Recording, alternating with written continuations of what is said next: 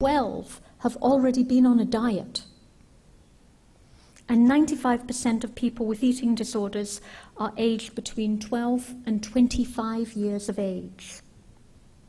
Yet in the midst of this, we continue to teach fashion illustration in fashion schools based on what we call the 9-head measure. And that's a means of using the height of the head to establish the length of a body. And so 9.5 heads is the measure that's used to do a fashion illustration. There are 9.5 heads that fit into a standard fashion illustration. That, when actually the average height of a human being is somewhere around 6.5 heads. So that means we are deliberately, right from the illustration stage, adding 3 heads to the height of a human being, which translates to somewhere around 2 feet, without adding the extra body weight. So that single measure, in great part, is why we continue to idealize this unrealistic standard of beauty. Think about it. It's how we draw and how we design as designers. It's translated onto the catwalk, to the fashion shoot, it's publicized in magazines, it's consumed by the general public, and clearly, from the statistics, it's communicated to our children as a single standard of beauty and as a value. This, I think, is one of the low-hanging fruits in fashion design education and a means of effecting meaningful change, changing how we teach design illustration and body proportions so that chain of responsibility is not continued. So continuing with the theme of diversity and change, many mainstream fashion magazines still believe that sales suffer if they feature a person of colour on the cover. This year alone, The Guardian research did some research that the Guardian newspaper did some research that revealed that many of the UK's most popular magazines still remain overwhelmingly white.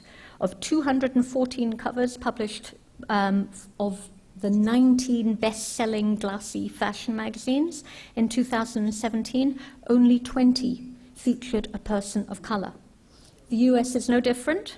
The Huffington Post wrote just last year about the lack of diversity on their covers. In 2016, they did a report that revealed out of 678 fashion and lifestyle glossy magazine covers, 196 were how many that featured a person of colour. So it's a very small percent. Our prejudice and our white privilege has allowed an entire industry to ignore the beauty in diversity. From a business perspective alone, these are highly lucrative markets, which only serves to prove the level of prejudice that has sustained them. But simply from a human perspective, it defines the exclusivity of the mainstream fashion system and its associated industries. Consider that nude has until very, very recently, and still with only a couple of companies, been considered a single shade and colour, and not one that represents most of the diversity that we live in. It says a lot that it took women of colour to set up and develop these businesses, whether it was Nubian Queen, the lingerie line that I showed on the previous slide that has a full range of about a dozen skin tones, all of which they call nude, or whether it's Rihanna's Fenty and her inclusive range of makeup that caters to women of all colours.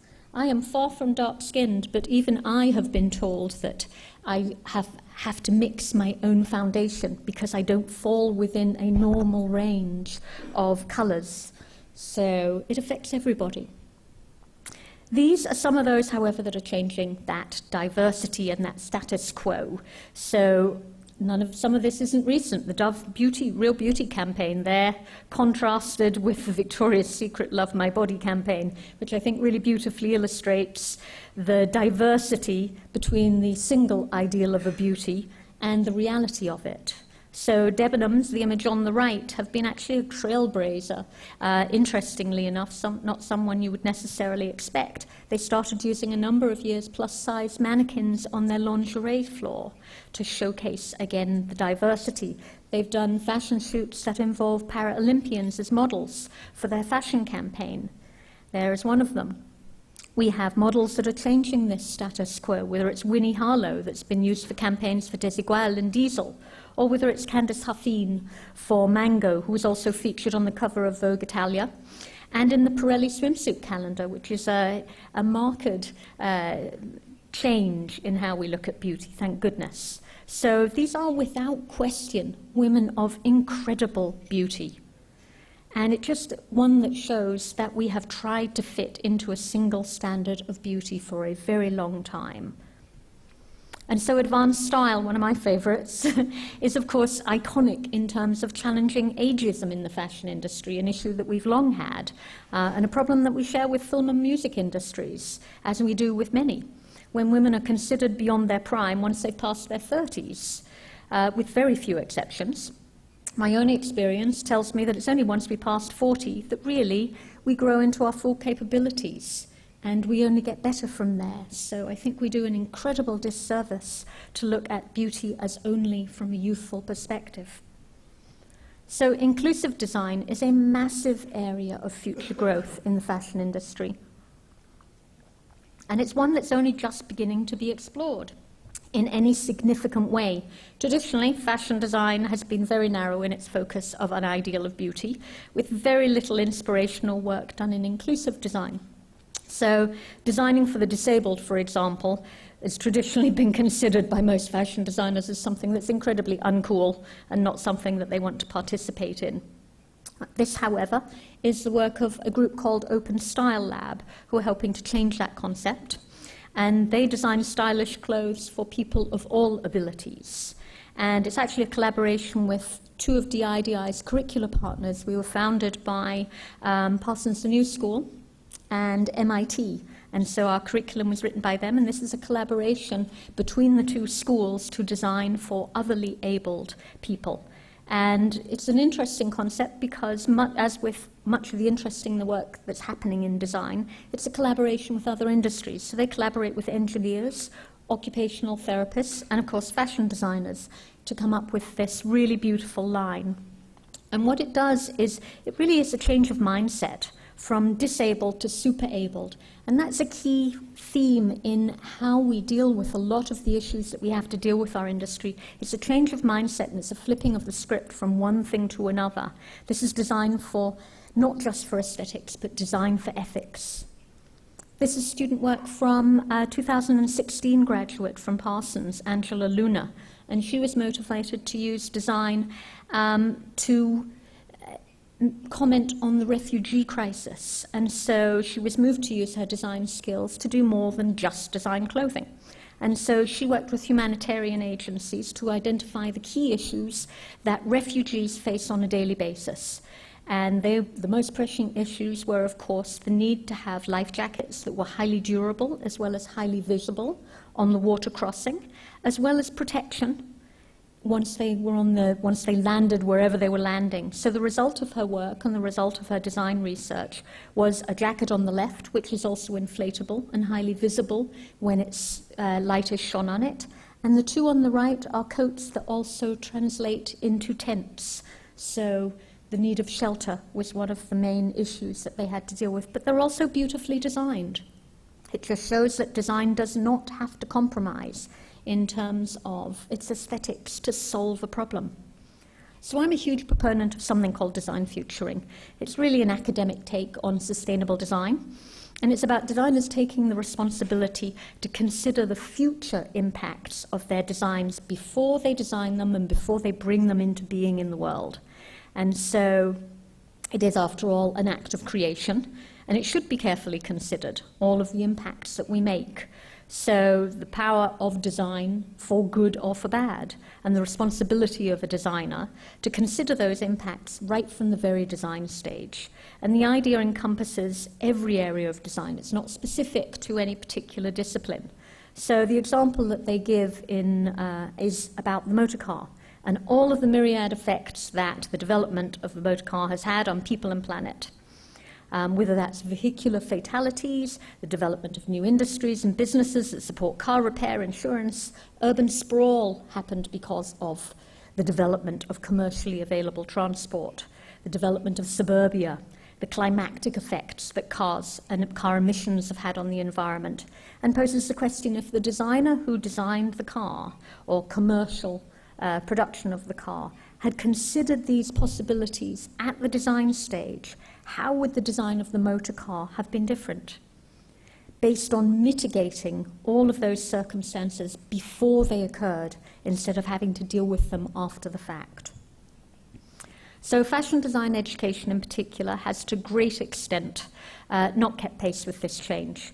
And in the mainstream fashion industry, which is considered honestly a little bit of a design dinosaur on the verge of extinction in terms of that single mainstream ideal of fashion.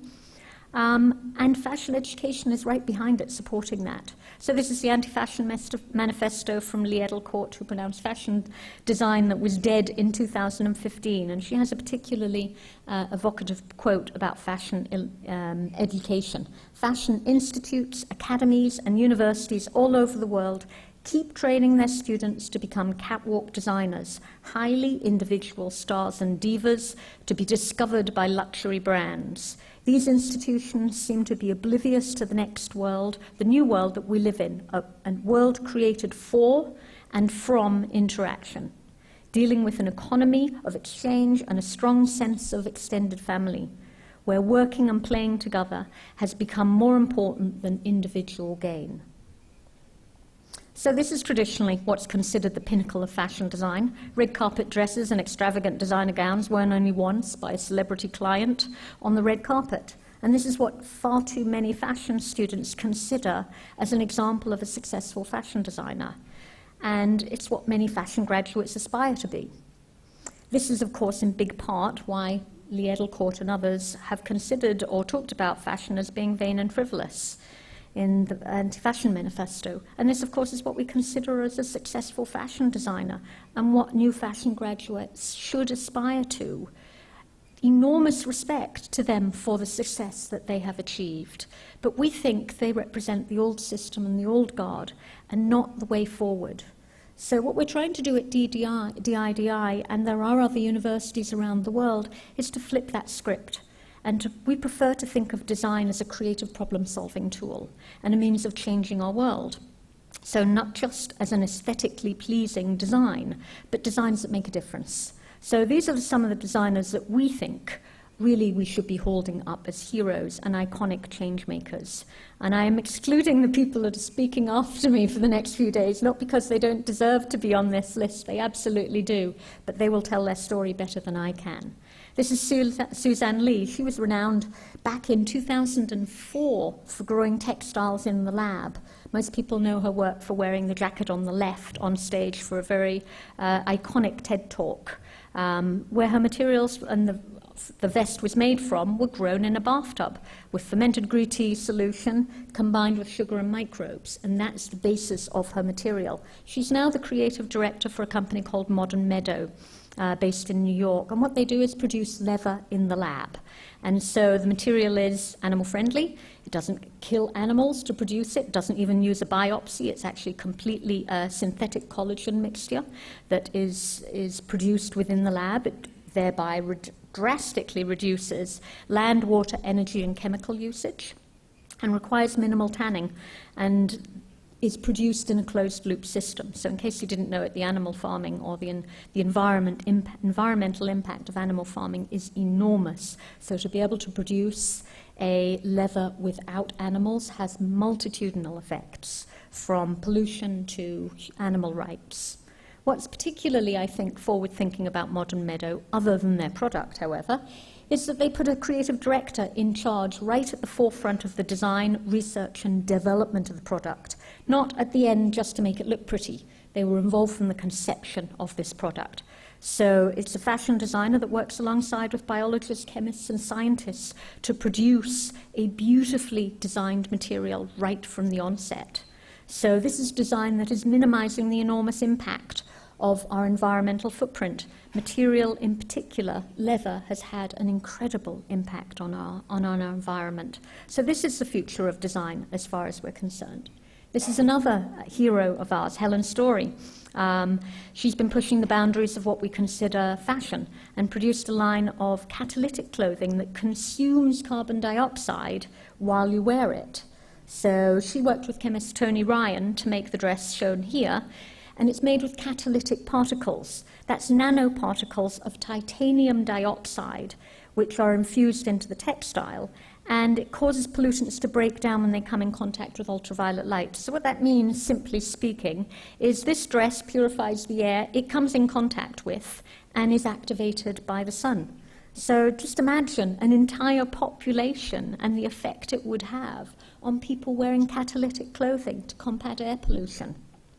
So this flipping of the value system is what we think of as aspirational designers, and I think this is an important change that we're all able to make in design education, to talk about our heroes and what we aspire to be differently than what is the tradition and what is the past. So, because when it comes to making material choices, traditionally, in a fashion school, we talk about aesthetics, the hand of the material, and the price as the only considerations that we make when we choose a textile. But what about the pollution that's generated through its production? What about the water footprint, the CO2 emissions?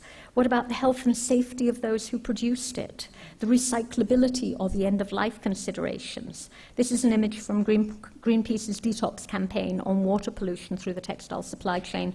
And quite honestly, I think it should be required reading for all fashion design students and, in fact, fashion designers. So I wrote a book about designers working with recycled garments and recycled fabrications with a pre or post-consumer waste, because the average lifespan of a piece of clothing in the West is 3 years. Because we make about 400 billion meters of textiles a year, and 60 billion of them end up on the cutting room floor.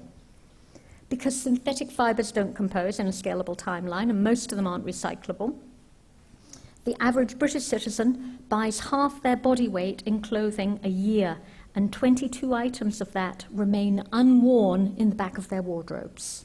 And because 95% of all textiles are recyclable in some way, shape, or form, yet at least 75% of them end up in landfill anyway. So there are a number of designers that are combating textile waste, and I'm going to run through these quite quickly. This is one of my favorites. It's an Austrian brand called Steinweider, and I think what they do is quite poetic in terms of taking a material that's not just devalued, but actually considered quite distasteful, and flipping the script and making it into something valuable and something beautiful. And they make their collection out of used socks. So it really is a poetic challenge to take such a material and to produce a beautiful collection out of it. This is a Berlin-based designer that works with discarded and second-hand domestic materials, mostly table linen, mattress ticking, denim jeans, Pakistan quilts, military materials, etc.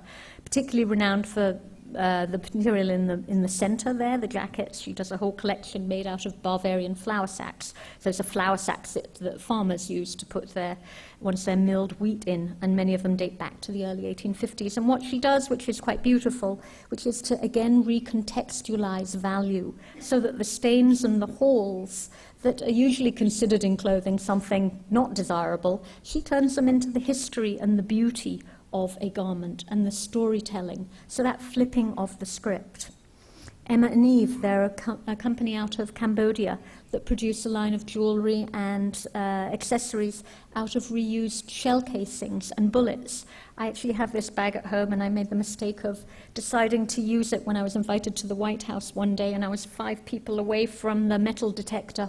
When I suddenly realized I had a bag with me that was made out of shell casings. Thankfully, they didn't know that, and it was just metal as far as they were concerned, but I went into a bit of a panic prior to going through the detector. So I'm going to finish up with the last couple of slides, because I know I'm running over time. But one of the most important things, I think, is that we talk about craftsmanship and artisanship.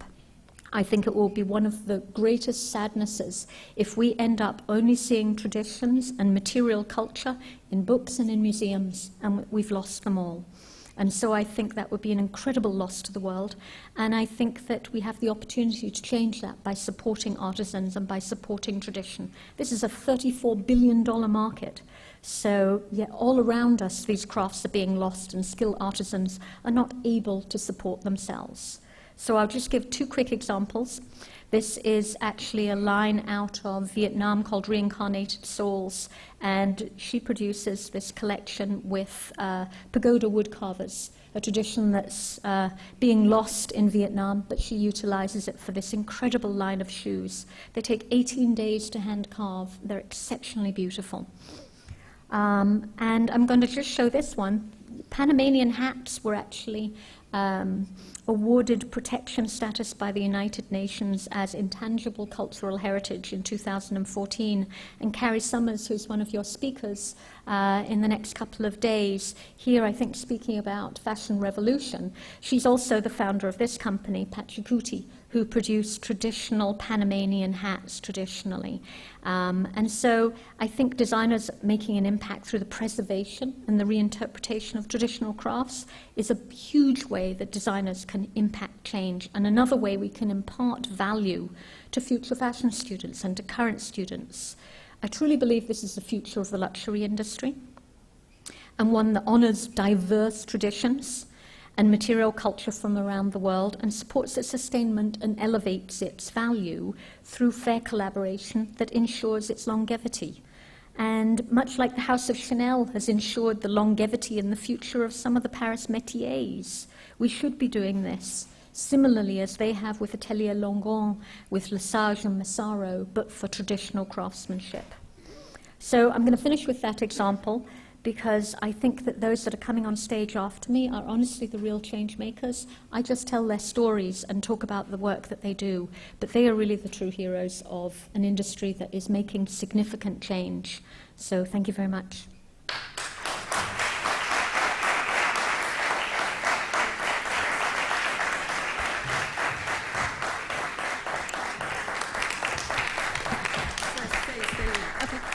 Stay with me, please. Thank you very much. It was very, very, very interesting. Very interesting. And especially what you're doing in education, no? Because I think this is all about to transmit, to communicate. That's why we are now in a college, and the work what you are doing. I think it's very important to transmit for the new generations, no? Like this. So, well, if someone wants to do any questions, Sas is here to answer. You have Antonio, of course. ¿Dónde tienes un micrófono? Ahí te van a dar un micrófono. Aquí en el medio. First of all, thank you very much. It was not only interesting, at some points it was shocking in some of the data and the information that you provided us with. But in your experience, basically observing, what is happening with the fashion world, have you detected in the big monsters of production of fashion any type of change in the last decade, for example?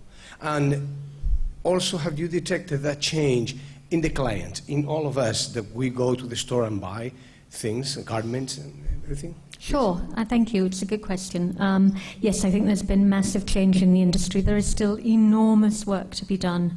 We have to talk about the mainstream fashion industry because its impacts are huge.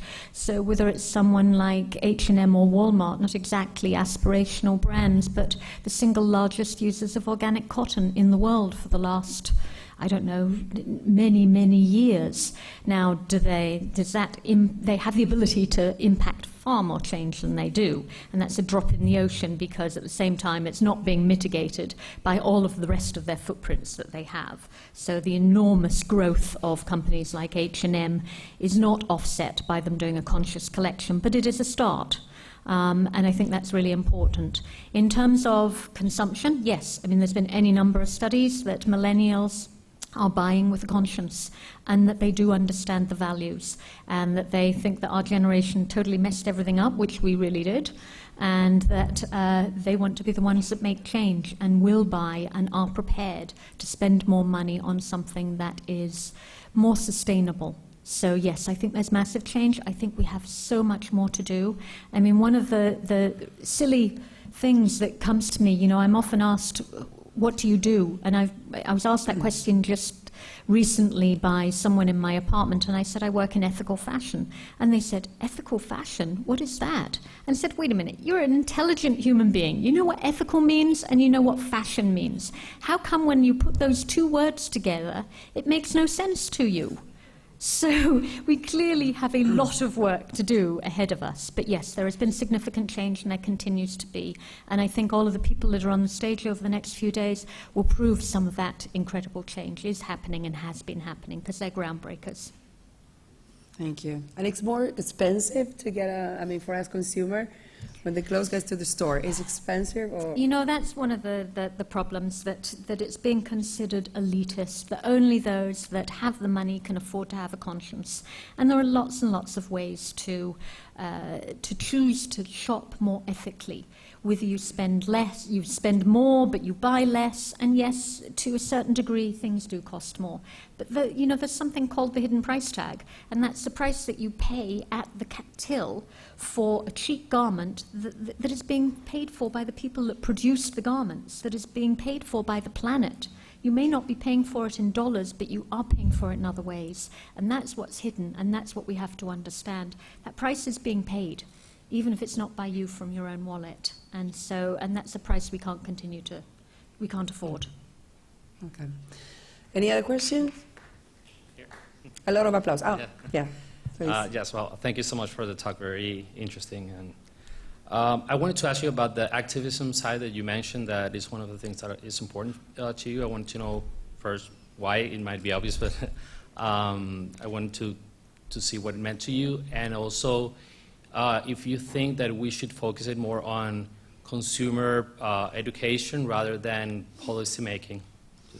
I don't think it's an either or. I mean, that's the problem with the traditional mainstream fashion system. It was a single system, and that no longer works. There needs to be a diversity of responses, whether those are governmental, whether they're consumption-based, whether they're production-based, whether they're emerging designers, whether they're supporting fair trade or artisanship. All of those things have to be followed simultaneously.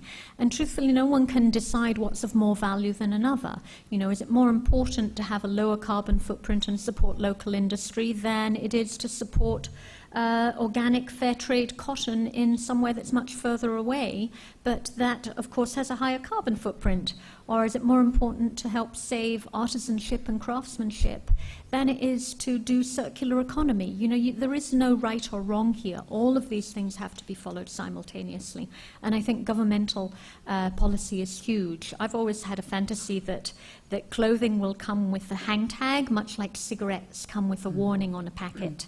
And if it tracked our carbon footprint of the production of the garment, of the human footprint, of the water footprint, I think it would wake up people instantaneously to the impacts of their purchase. That's something that only could really be done from a governmental perspective. I mean, yes, companies could start that on their own, but then you'd be disadvantaged because nobody else would be doing it. So I think there are lots and lots of responses to that. Thank you. Any other questions? No. Bueno, thank you very, very much. Thank you very much.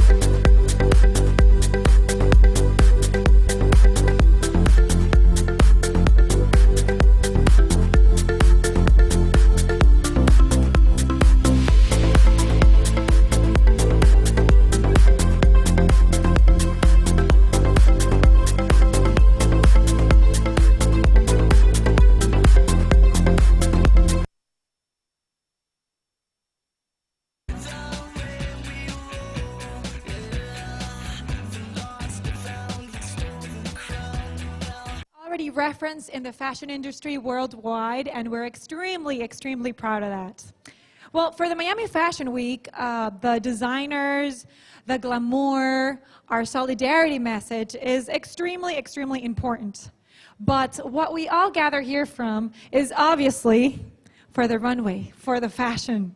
And today you're going to have the opportunity to see the most recent, the most modern fashion, and I'm sure you're going to enjoy it a lot. But the responsibility lays on our beautiful models. And our models are of extremely importance to the Miami Fashion Week.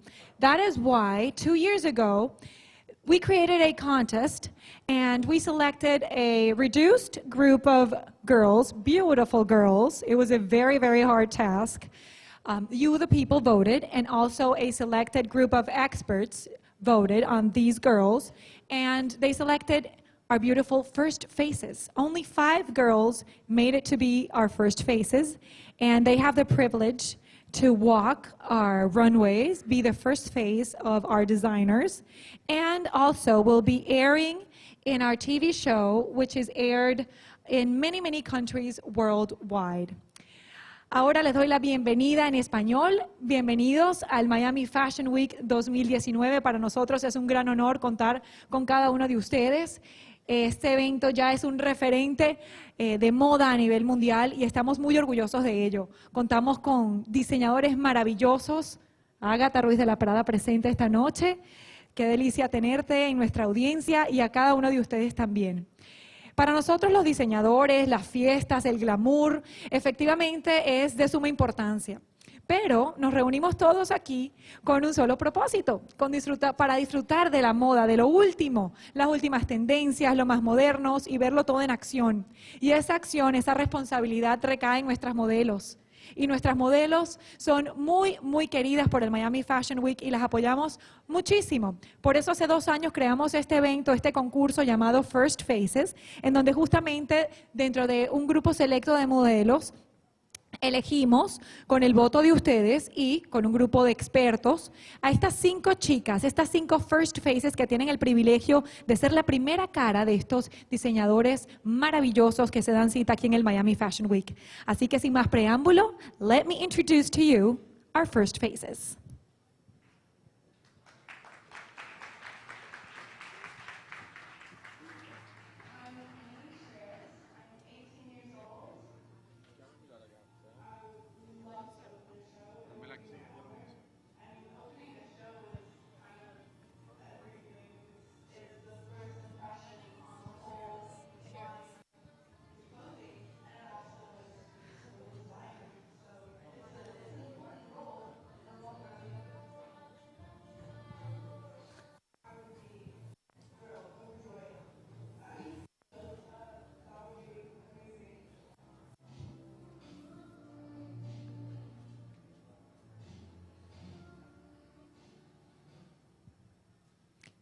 Anaís Sherez.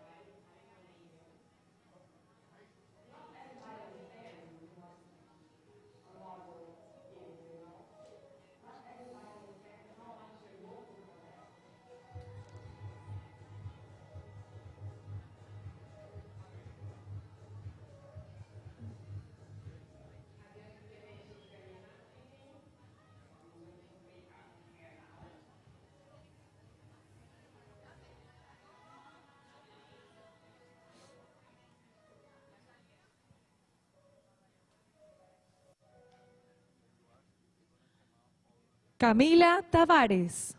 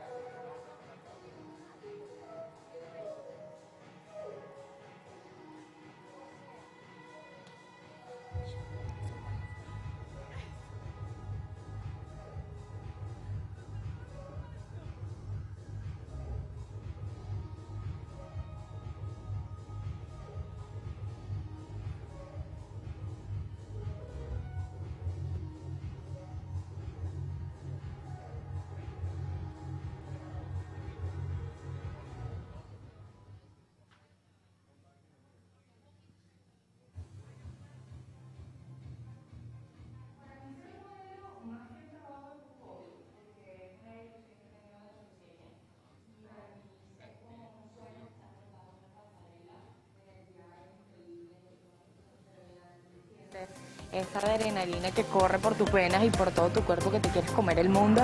Y además que quiero vivir la experiencia, quiero vivirlo, quiero sentirlo, y más que eso, llegar a ser un checklist en mi vida por ser la primera venezolana en ser el primer rostro del Miami Fashion Week.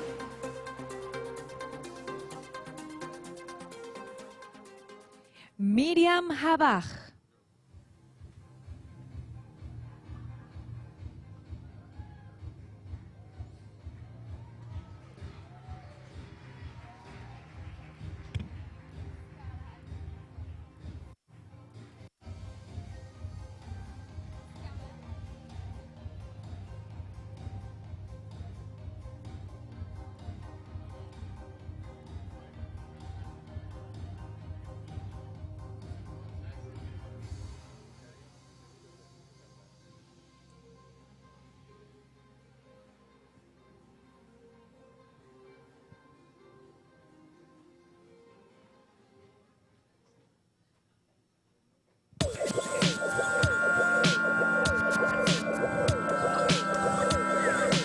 My name is Carla.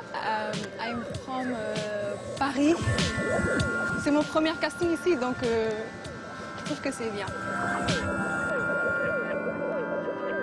Mon rêve est de défiler pour Chanel, Versace et tout ça. Voilà, parce que je marche bien, je sais poser et j'ai l'attitude. Donc voilà. It's a tragedy that we can't keep it still somehow.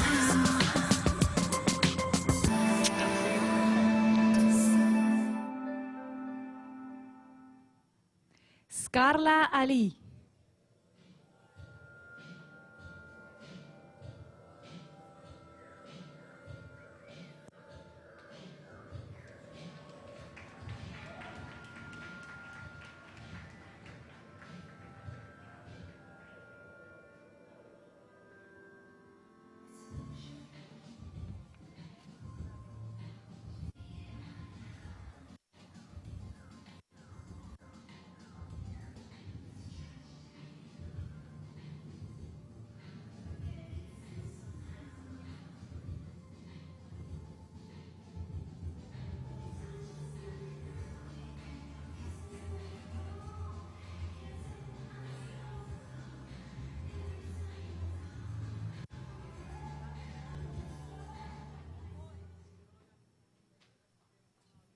Michelle Mavris.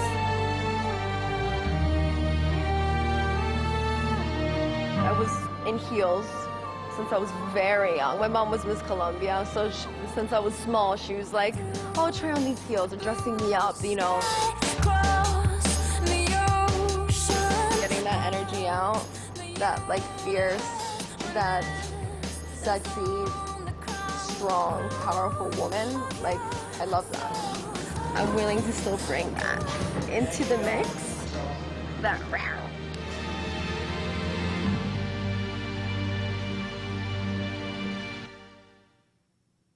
Michelle Mavris.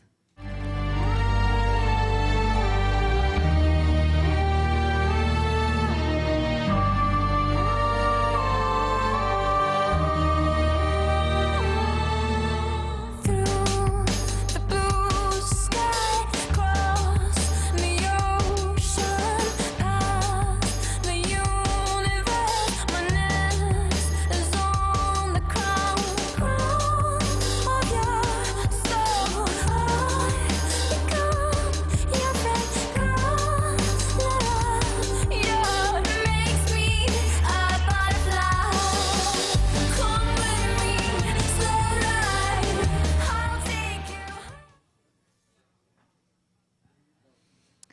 So let's hear a round of applause for our first faces, please.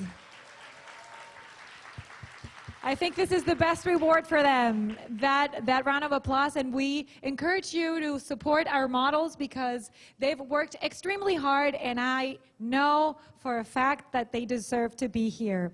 So we want to enjoy more fashion, right? Queremos disfrutar de mucho más fashion esta noche. El show debe continuar, así es que pónganse cómodos para disfrutar de lo que viene a continuación, pero ojo, no pierdan de vista a estas first faces que quizás entre una de ellas estará la próxima top model. Disfruten de Miami Fashion Week 2019.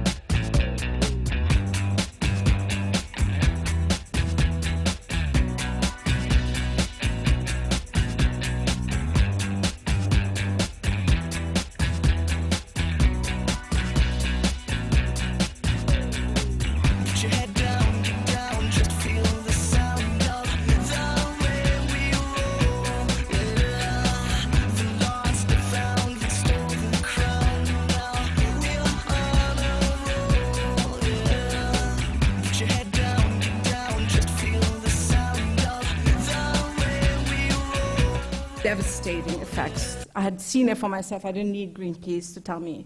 The rivers, I had seen them myself. The cities abandoned, I'd seen them myself. So in that moment, I re-encountered with a book that I was given when I was 16, which was My Experiments with Truth by Gandhi. And it's a great book to read because it's about, you know, your struggle with what it is that you want to do. And I think that sort of changed my perspective, and I thought, I have a unique point of view. I've gone through the system backwards. I started working at a factory and then working my way up. I think I could do something. I could maybe fix the system. And so, you know, as I've always been optimistic, I decided I was going to rewrite the system. So that's kind of what I've been doing for the last 7 years. So I'm going to talk to you a little bit about it. I'm going to go very quickly through the first part because I think both Sas and Javier have done a great job of explaining to you what it is. Our industry is in a crisis, and that's a fact. No one has to. I mean, you can see all the issues that are. Before, you'd go get a shirt made. You knew the tailor who'd make it for you. You'd go pick the fabric.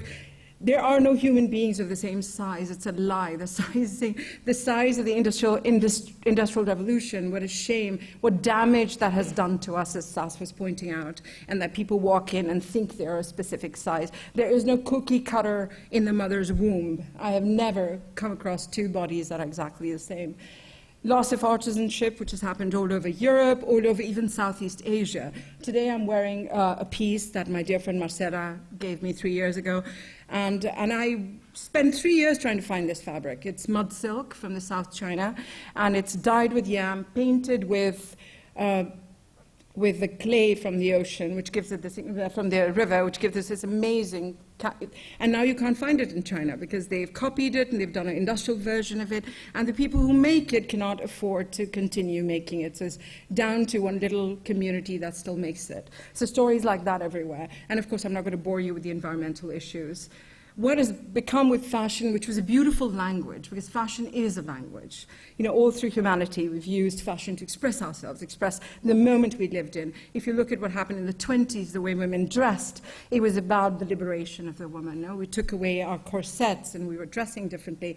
In the 70s, in the environmental revolution, you saw how people started to do tie-dye. We've always used fashion to express what we were living at that moment. But in the last 20, 30 years, fashion's just been on a repetitive, as if we've been told what to say. So you look at the magazines, and the 70s are back again, the 80s are back again, the 90s, the 70s, the 80s, the 60s. We just carry on back. It's as if we have nothing to say about the moment that we're living. And we are living the most exciting moment of time. We are living as if someone had just invented the air, the flight. That's what's happening right now in society. And we are not expressing it through our clothes. It's as if someone had put a gag on our mouths, right? We all dress the same, doesn't matter where you go. And at the end of the day, it's become a race to the bottom. Even the questioning of what things cost. I mean, to think about the fact that something that grows from the earth, and it takes time for it to grow, you harvest, you spin, you make the fabric, you cut, you sew, you pack it, you ship it across the world, comes to the most expensive store in the middle of the most expensive street, and it's $2.99 and no one questions it. So we've become these spoiled people who don't understand what price is about, right? So it's a race to the bottom, and as most races to the bottom, I mean, it's very hard to get to them. We've got a lot of choice. It's true, everyone talks about that, right? The democratization of fashion. Wow. We have so much more choice than our grandmothers. But at the same time, the people who are in the best jobs were not happy. Why is that happening? Why is it that people whose jobs I would have loved to have were not happy with what they were doing? Because maybe we were not doing what we were supposed to do. And then, of course, me living in Europe, what I noticed was all the factories shutting down. And they weren't shutting down because they weren't investing in R&D.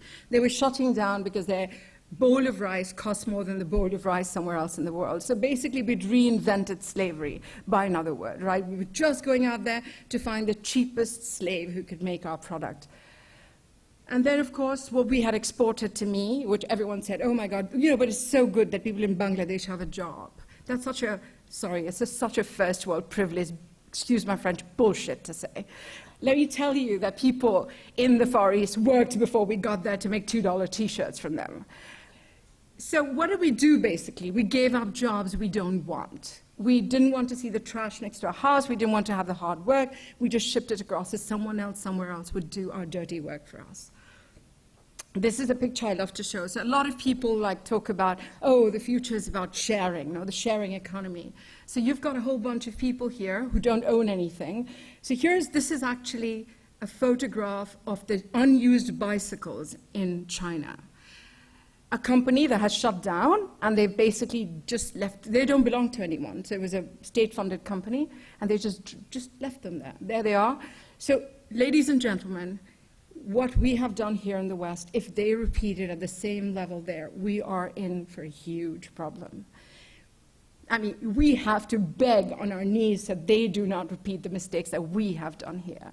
So that is, to me, the biggest challenge that we have right now. We've depleted our, natural resources.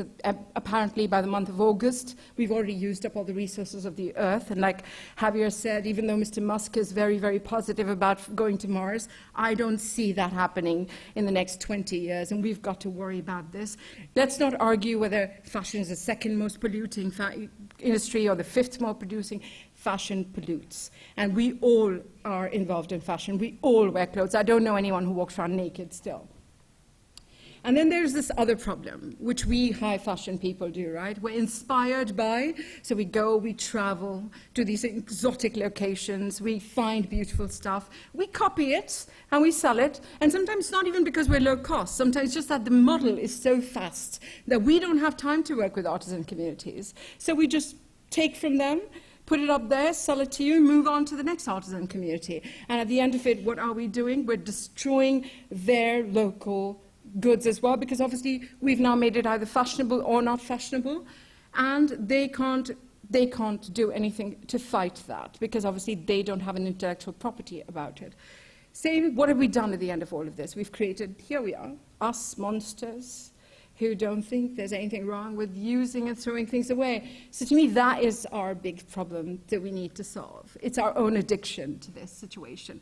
And the other thing that bothers me a lot personally, because I grew up a nomad, I've lived in many different places in the world, and one of the things that really bothers me today is it doesn't matter where I go, which airport I'm at, which city I'm at. If I don't have a lot of money, I've got Primark, H&M, Zara, whatever on the left side. And if I have some, then I have the same brand on the other side. And it doesn't matter where I go, whether I'm in Denpasar or Delhi or Brazil or New York, they all look exactly the same. In Spain, I was involved in a study. 20 companies own 80% of retail. 20 companies, which, by the way, are actually owned by 5 conglomerates. So it's crazy when you think about what this is doing. We've ended up being a monopoly as an industry, which is ridiculous, because about 150 years ago, we were the most distributed industry there was. And then, of course, this. The elephant in the room that no one talks about. Let's talk about the immigrants. Let's talk about someone else taking a problem. This, ladies and gentlemen, is the reality. We are right now living the most exciting moment in history in terms of technology. Artificial intelligence, machine learning, robotics. It's an amazing time. I saw a robot that can make 3,000 T-shirts in 3 hours. Let me tell you, there is no slave anywhere in the world that can compete with that. So bye-bye to the factories in Ethiopia. We will be making the T-shirts right down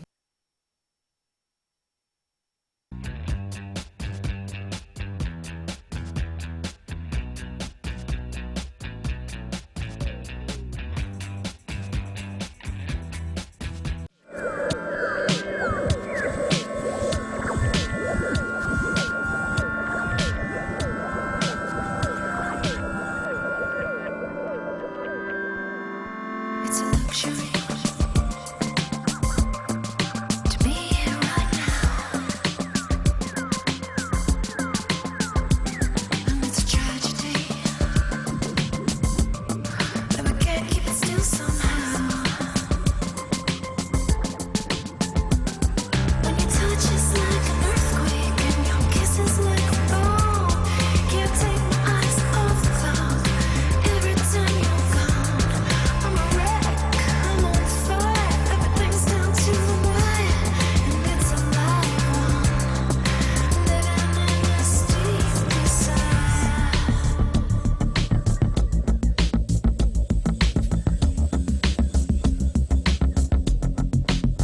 They're coming for us. We gotta run for the stars tonight. My heart is porous, drinks it up, loses to the light. When you scent just like a magnet, you taste like caramel. I can't stop coming back here. You ruin me every day. I'm a wreck, I'm on fire. Everything's down to the wire, and it's a live one, living in this deep desire.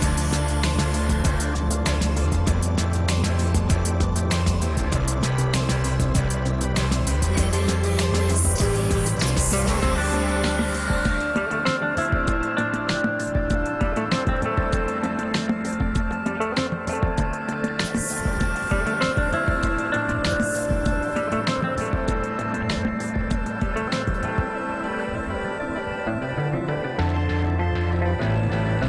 Feel the sense of slipping, losing grip on time. I run away with you, babe. Just give me a sign. I'm a wreck, I'm on fire. Everything's down to the wire. It's a live one, living in this deep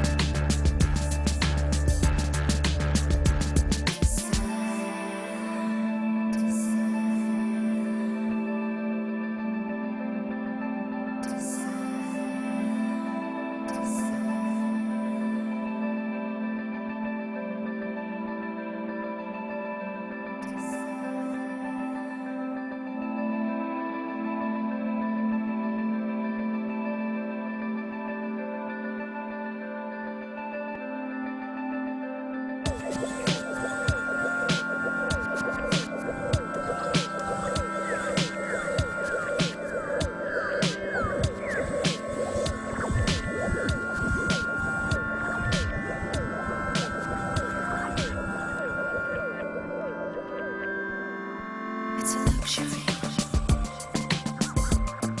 to be here right now, and it's a tragedy that we can't keep it still somehow. When your touch is like an earthquake and your kiss is like a bomb, can't take my eyes off the cloud. Every time you're gone, I'm a wreck, I'm on fire.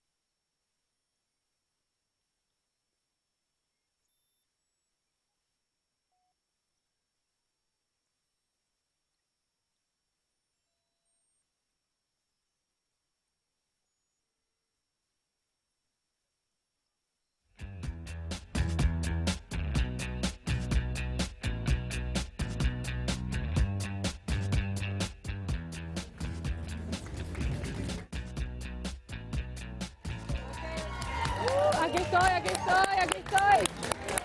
El mic. A ver.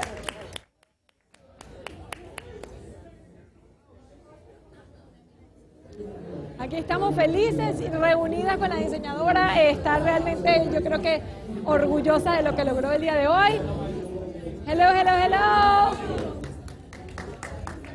So glad to have you here in your first year at Miami Fashion Week. How do you feel? I feel great. It's amazing here. Thank The, you. the audience was excited about all the collection. I think you got a great response. How do you felt it? Yeah. Yeah, you did feel it? Are you crying? Are you excited? I'm okay. Thank you. I see a little bit of emotion, of course, when there's so much adrenaline. Yeah. It's normal for it to come out, but we're happy to have you here in Miami. It's the first time for me here in Miami, and it's amazing here, the people and all. And thank you so much. No, thank you for being here, and a big round of applause to all you ladies. You did a wonderful job. Thank you so much. La energía, la emoción, me encanta cuando los diseñadores se lo viven así. Así con bastante furor, con bastante emoción, hasta lágrimas vemos en ella, así que definitivamente aquí se siente toda esa energía de las que les hablaba previo al desfile. Espero que lo hayan disfrutado tanto como nosotros. Mucho brillo, mucha moda de alta costura que nos hacía falta en el Miami Fashion Week este año, ya que habíamos visto cosas un poco más tropicales, un poco más livianas. Ver un poco más de brillo y de alta costura siempre es delicioso y lo disfrutamos mucho todos los amantes de la moda. Bueno, seguimos con mucho más de Miami Fashion Week. No te despegues de ahí. Recuerda que nos puedes ver en www.miamifashionweek.com 24/7 Fashion, en nuestro canal de YouTube, Miami Fashion Week Livestream, o en el Facebook Live. Siempre estamos conectados a ti, así que no te despegues si quieres más fashion. Bye bye.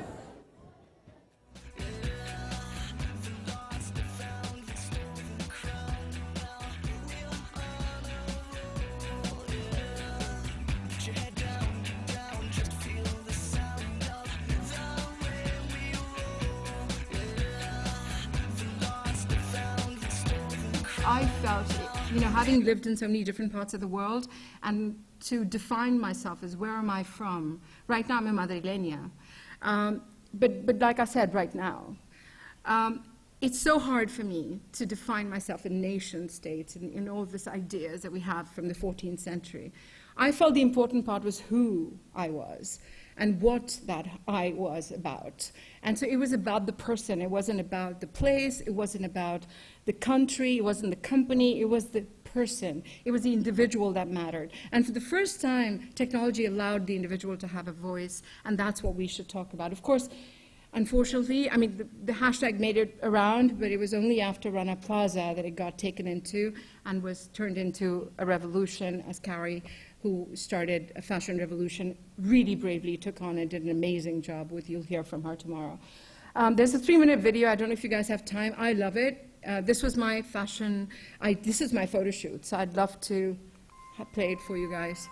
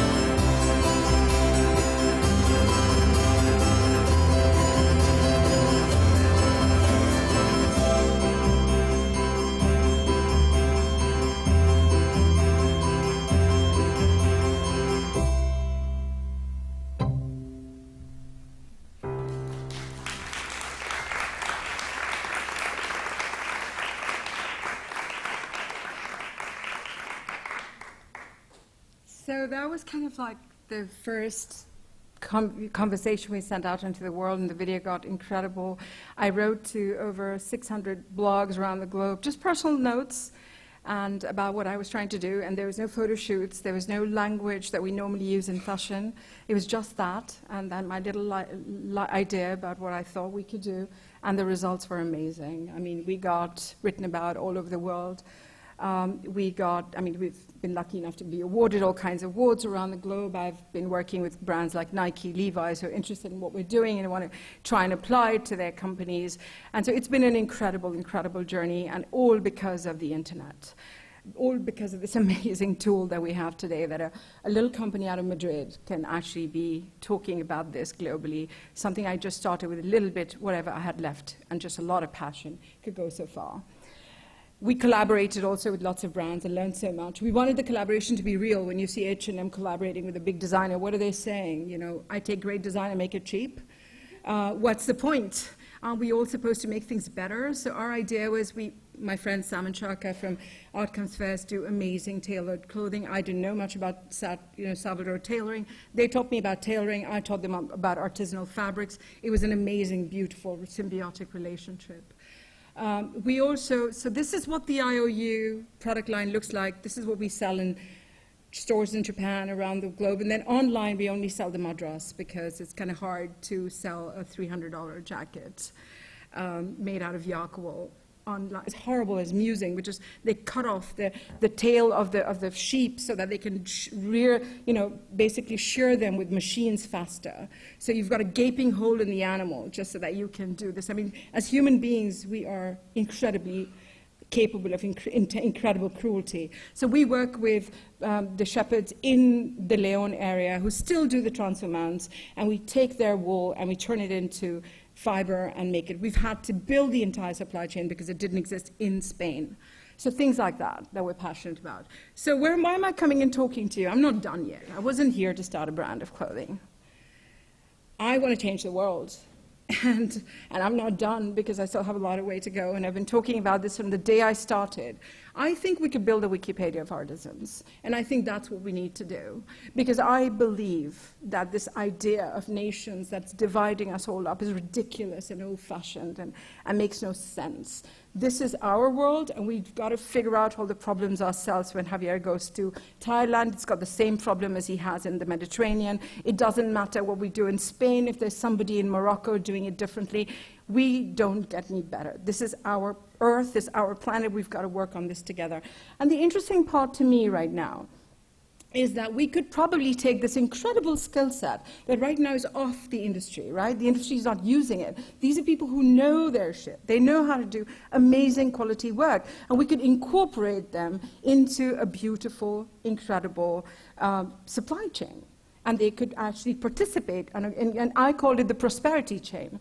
You know, it's about not just the money, it's about the recognition, the pride, the trying to save things, right? We could allow them to participate as individuals where they were not able to do before, and that way have fair play. It's not somebody buying their product very cheap and then selling it expensive.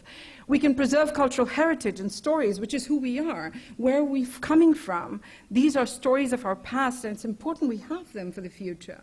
We could preserve provenance, which is fundamental. Nobody would buy a bottle of wine that has La Rioja made in China, right? Because we all know there's a reason. There's a place called Rioja, and that's where cotton is exactly the same way. It's an agricultural product. It's exactly so many different types of cotton as there are different types of grape in the world. And one of the problems with cotton and that it being so aggressive is because of the monoculture of cotton.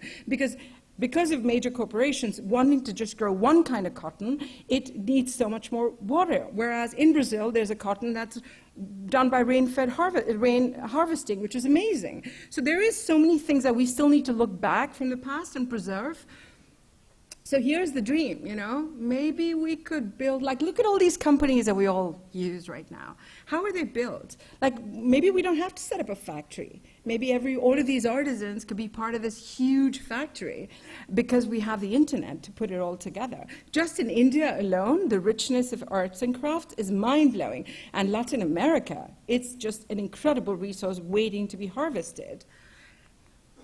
And then I thought, what if we designers, we're the only people who who are in the creative industry, and we don't actually get our work gets copied, and we don't get anything for it. I mean, today, everyone's copying the Saint Laurent jacket from the 70s, and Saint Laurent doesn't get anything. Every time you listen to Hey Jude, say Paul McCartney gets a little bit of money. What if we could just digitize our product and put it online? I've got a skirt from Dries from the early 2000 that they're not making anymore. What if I could download the pattern, get a local artisan to sell me the fabric, and get, with an Uber-like app, find a local craftsman to cut and sew it for me, and I have something and everybody makes money. All I'm telling you, the technology already exists.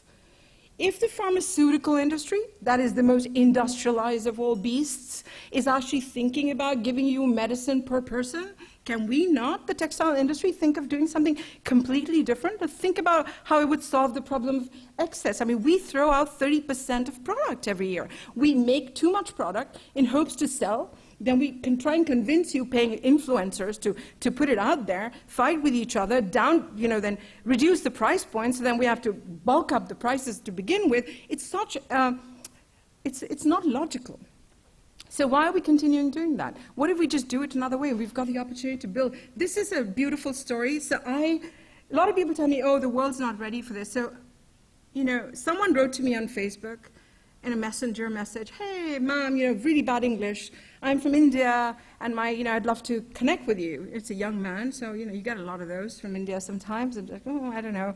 I didn't answer that for a bit. And about 2 weeks later, very insistent, you could tell the guy had gone to Google Translate and wrote me a long note saying he's a young guy, and his dad is a fifth-generation weaver in the Kutch area, which is one of the most remotest areas of India. It's between India and Pakistan, and that he's won a lot of awards, but he cannot survive because no one pays him the right price.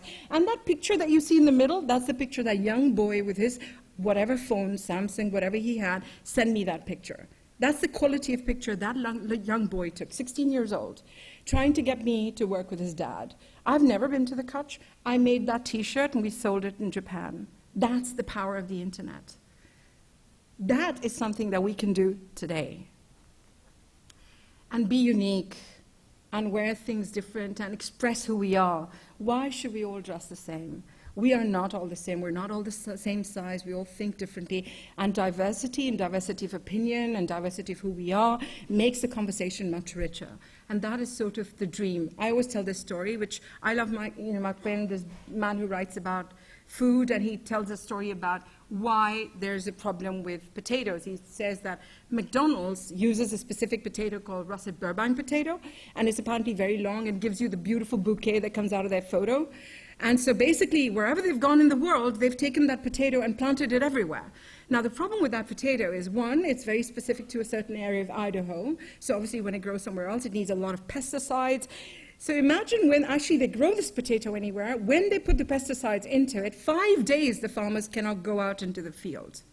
After it's been recollected, they put it into these huge hangars, size of football fields, and leave it there for a week so that the chemicals can leave. And after that, it's fried and served up all the way. The other photo is potatoes from South America. There's a gazillion of them, and they're beautiful. And they're not perfect, but they're beautiful.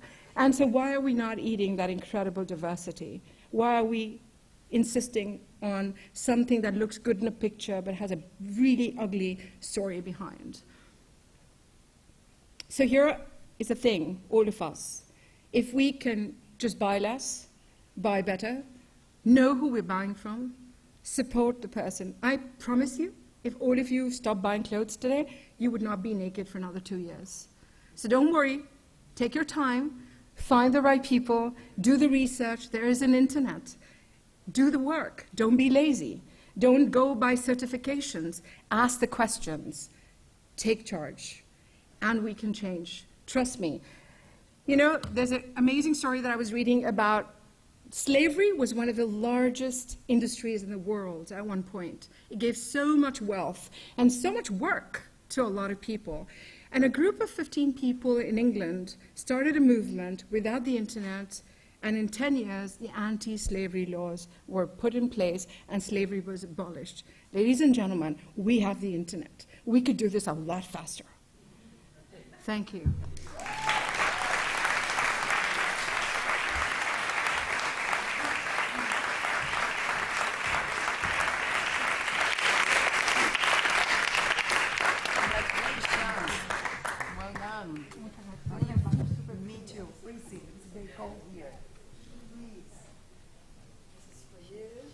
Hola. For me, hola, hola. Bueno, wow, how much energy. I love that. I love your energy and your passion, no? I think that's very important, to have a passion, to believe. You believe in yourself, you believe in your ideas, and you work hard for it, no? Well, I think most of us, where we believe it's just that the system has been built for you to not have faith in yourself, and that there's other That makes you a little things nervous, that are, no? yeah, The system. exactly. So to me, it's about just having that faith in yourself. And today, if we've got all of us the phones and on the social media to get our voices out there, let's just not retweet. Let's think and let's write original thoughts, because they are listening. If Cambridge Analytica has proved one thing, is these dudes are listening to us. Let's give them what we want to hear, what we want them to hear. I think we've got that opportunity. So just, yeah, it's exciting times. Yeah, I'm sure. Bueno, who wants to make any questions? Yes. Can we bring the microphone, please? Yeah. Hello. Hello. Hi. I'm so happy to have met you today and to meet all of these. I came from studying chemistry, and I walked by, and I'm a STEM major, and I came in and I'm like interested in fashion, and I'm like, oh, this is really cool. Let me see and see if I like it. And I ended up staying and liking it a lot. Well, that was my little background. But like my question is, knowing that there's kind of two sides to having like a winner and a loser kind of thing, where right now, if it keeps on continuing as you want it to be, you guys would be the winner, and then the people that are doing machines and have been doing it this way will be the losers. But we shouldn't think of people as people that have advantages and disadvantages, or winners or losers. So my question is, finally, what would you say would be an alternative to having that, an advantage and a disadvantage? I'd like to see, since we're all people, that all of us win, even though it might not be possible all the time. I love it. A utopian chemist. The world has a future, girl. That's good. I don't think of people as winners and losers. I don't think of them and us. I'm quite aware of us as an entity, of we. And maybe it's also my upbringing, Hinduism, Buddhism, and now quantum physics will tell you that there is no us. There's no you and me. There's just we. Excuse me. Talk to like this. Okay. There you go. And so, so to me, it's, human beings are quite amazing. We have the ability to change, and we've proved that over and over again. So I'm not worried about the guys who are in the old system. I think they'll all change really quickly. I promise you, and I say that in Spain a lot, if a lot of our young people were to walk into one of these big stores and say, hey, where's the stuff that's made like this? 5 days later, that information will go to the head office, and they will change, because they're listening to you. They're listening to what their customer wants. For the first time, they're not shoving things only down your throat. They're actually wanting to collect data from you. To me, that's a positive thing. But let's just be honest and tell them what we really think and what we really believe in. Let's just not just retweet the old pictures, the old bullshit. Let's just actually work on ourselves. But of course, what I'm asking for is hard work. I'm asking for people to think. I'm asking for people to sit down and write original thoughts, which is hard work. And what's happened is that we've all become quite lazy. And we just want sustainability to be put in a nice little package and given to us at the counter so we can buy it and feel good about it. And that ain't going to happen. We're going to have to all work together to have it happen. So there is no company that's going to sell you a sustainable product.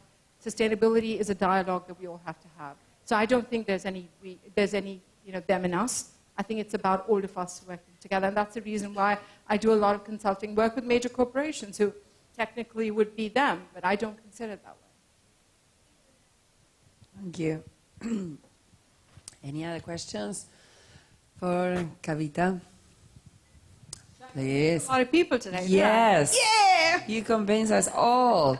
I just want to know what happened, because you say that you didn't want to have your own brand, no? You create the platform. You want to tell everyone, nobody wanted, you didn't convince her. So then you create your brand. And what's happened? Did you go back and say, you see, I told you? You know, I try not to go back as much as I can.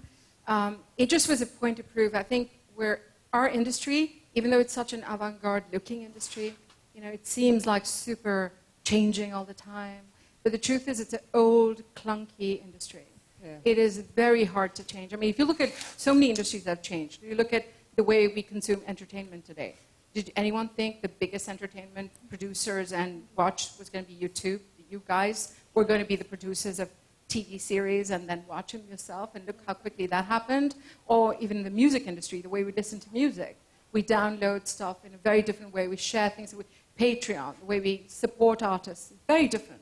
Yeah. Whereas in the garment, clothing industry, it's a much more vertically integrated, clunky industry. So there's a huge potential for change. But of course, as all things change, will never come from the top, and it'll never come from the status quo. It has to come from us. From us, yeah. So if we start consuming in a small way, make sure you buy from someone who's small, well, you know where the money is going. You're supporting that is much better. That's how change is going to happen. Yeah. I think that we have to all get involved, no, in what we believe and we want to change. Yes, please. They told me to stand up. So, well, first of all, thank you very much. Your presentation has been super inspiring. I'm really into what you are talking about. My background, so I used to be a buyer at a big fast fashion retailer back home in Spain. And it wasn't for me, so I had to stop. And now I'm doing something different, more in line with what you are doing.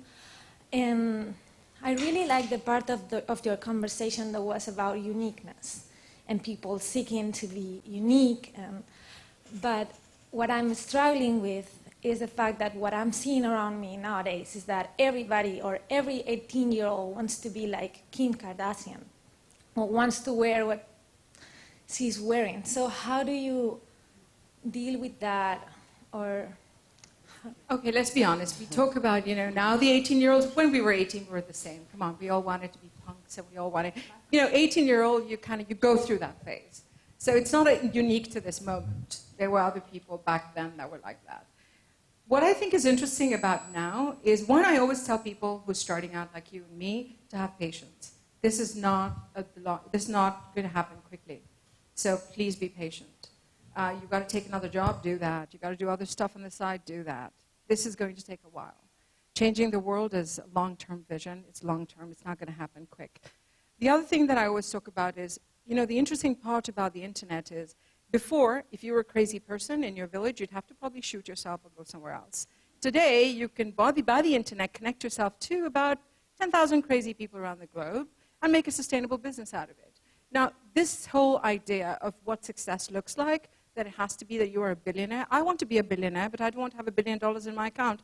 I want to touch the lives of 1 billion people. That's the kind of billionaire I want to be. So it's about quality and not quantity. So if you can convince yourself of that, what am I gaining? Quality of my life. I love what I do. I wake up in the morning, I'm charged up. I want to do things. And it's about just affecting one person every day, and with that, you're done. And you're going to be amazing. So be patient. Don't worry about the 18-year-old who's excited with Kim right now. She'll change, trust me, we all do. If I look at my pictures back in the 90s, it's scary. So don't worry about it. Your audience is out there. Be honest, be authentic, and be consistent. Thank you. Do we have any question? Yes. Microphone here, please.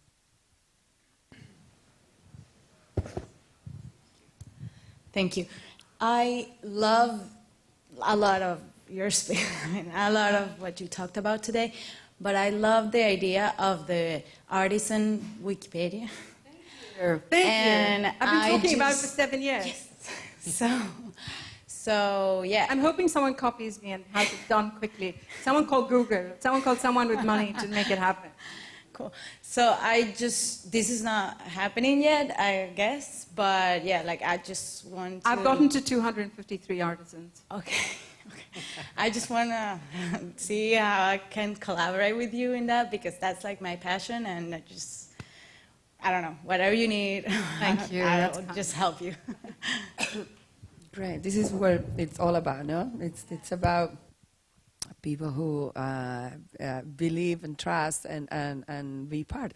We all have to be part of the change. Absolutely. Yeah. Do you have any questions? Yeah. Yes. Bueno, buenos días. Welcome, Valeria. I'm from Argentina as well. I was very impressed to meet you. I'm very excited to hear all about your passion and what you do. But I have noticed that you have moved since you were 16 years old. You didn't stop, and that is a lot of work. You are with the people. You looking. You are awake. You are talking. You're moving. You're learning, and I just want to say thank you. It's very motivated to hear someone that's doing that. But a lot of the millennials, you look at them now, they're really, really doing the same thing. I mean, you know, there's going to be no work like we've worked in the past. No one's going to have a contract and a job for a long time. Things are changing. The future work looks like this. Looks like moving out and working for yourself and, you know, working from the beach or from a little hole in the wall if you can, and being true and honest to what you're trying to do. I mean, they did a study recently that millennials are willing to take a pay cut and work for companies that are socially motivated more than working for the big corporations as always. So I think, you know, we are in that time where people are, I'm very, very optimistic about the future because I have a lot of young people around me and I'm just amazed at their way of looking at life. And it's so much more woke than what we were back then, you know. So I think it's really good times. It's just that we just have to carry on pushing and not give up. But thank you, yeah. Thank you. Estoy muy inquieta, sí. Don't you think that now we have to create our own possibilities? No, because before we like just waiting for the possibility. No, you have to wait and be lucky and do your best. But now we can create our own possibility. No, we have to just be like your curious Instagram page. Exactly. Like your Instagram page.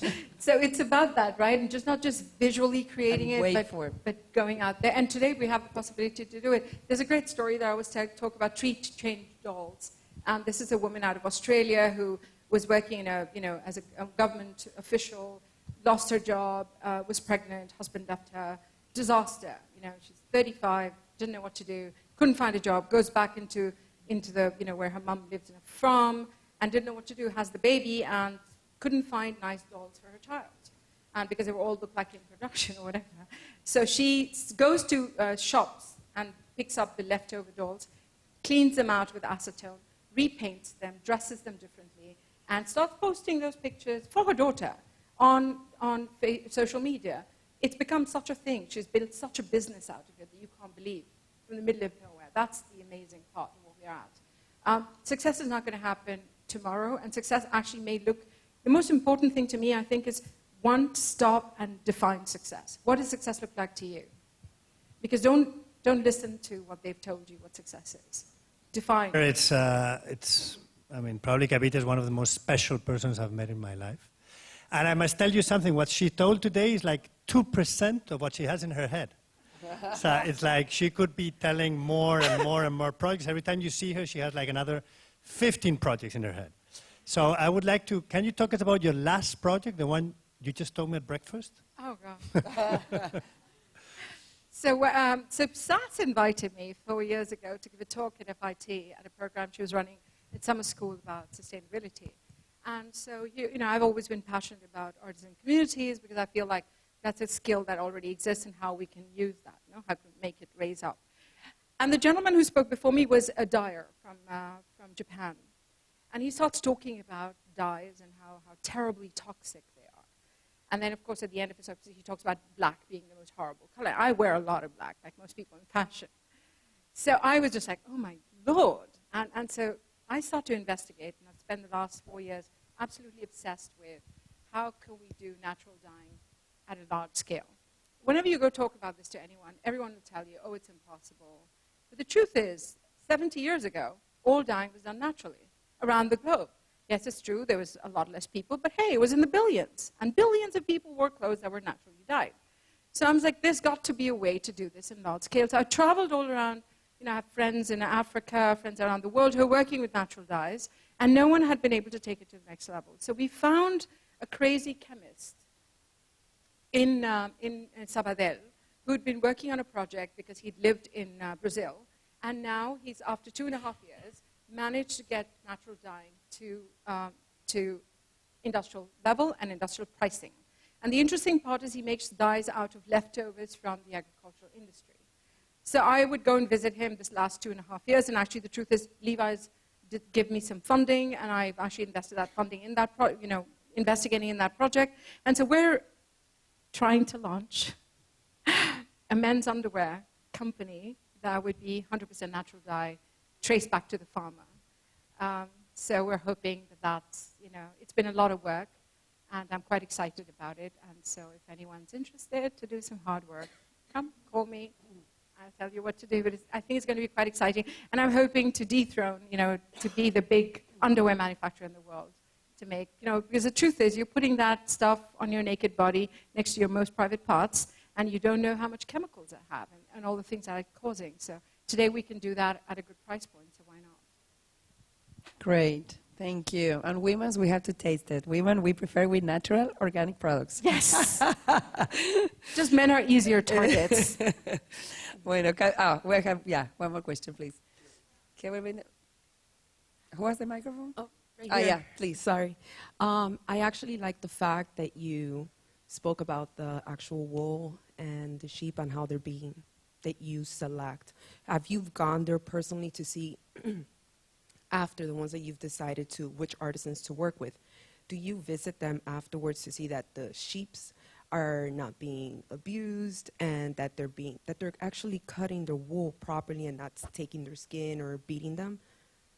We work with, normally with cooperatives and local people who come and approach us normally are people already way ahead of the game than I am. These are super activists nearly. So gentleman, for example, with whom I'm working on the Transhumancia project in Spain, he's actually starting a wool line to sell to people like Wool and the Gang. They're coming all the way from. So normally it's quite amazing, but these are already people who are social activists in the area. And yes, I do travel a lot.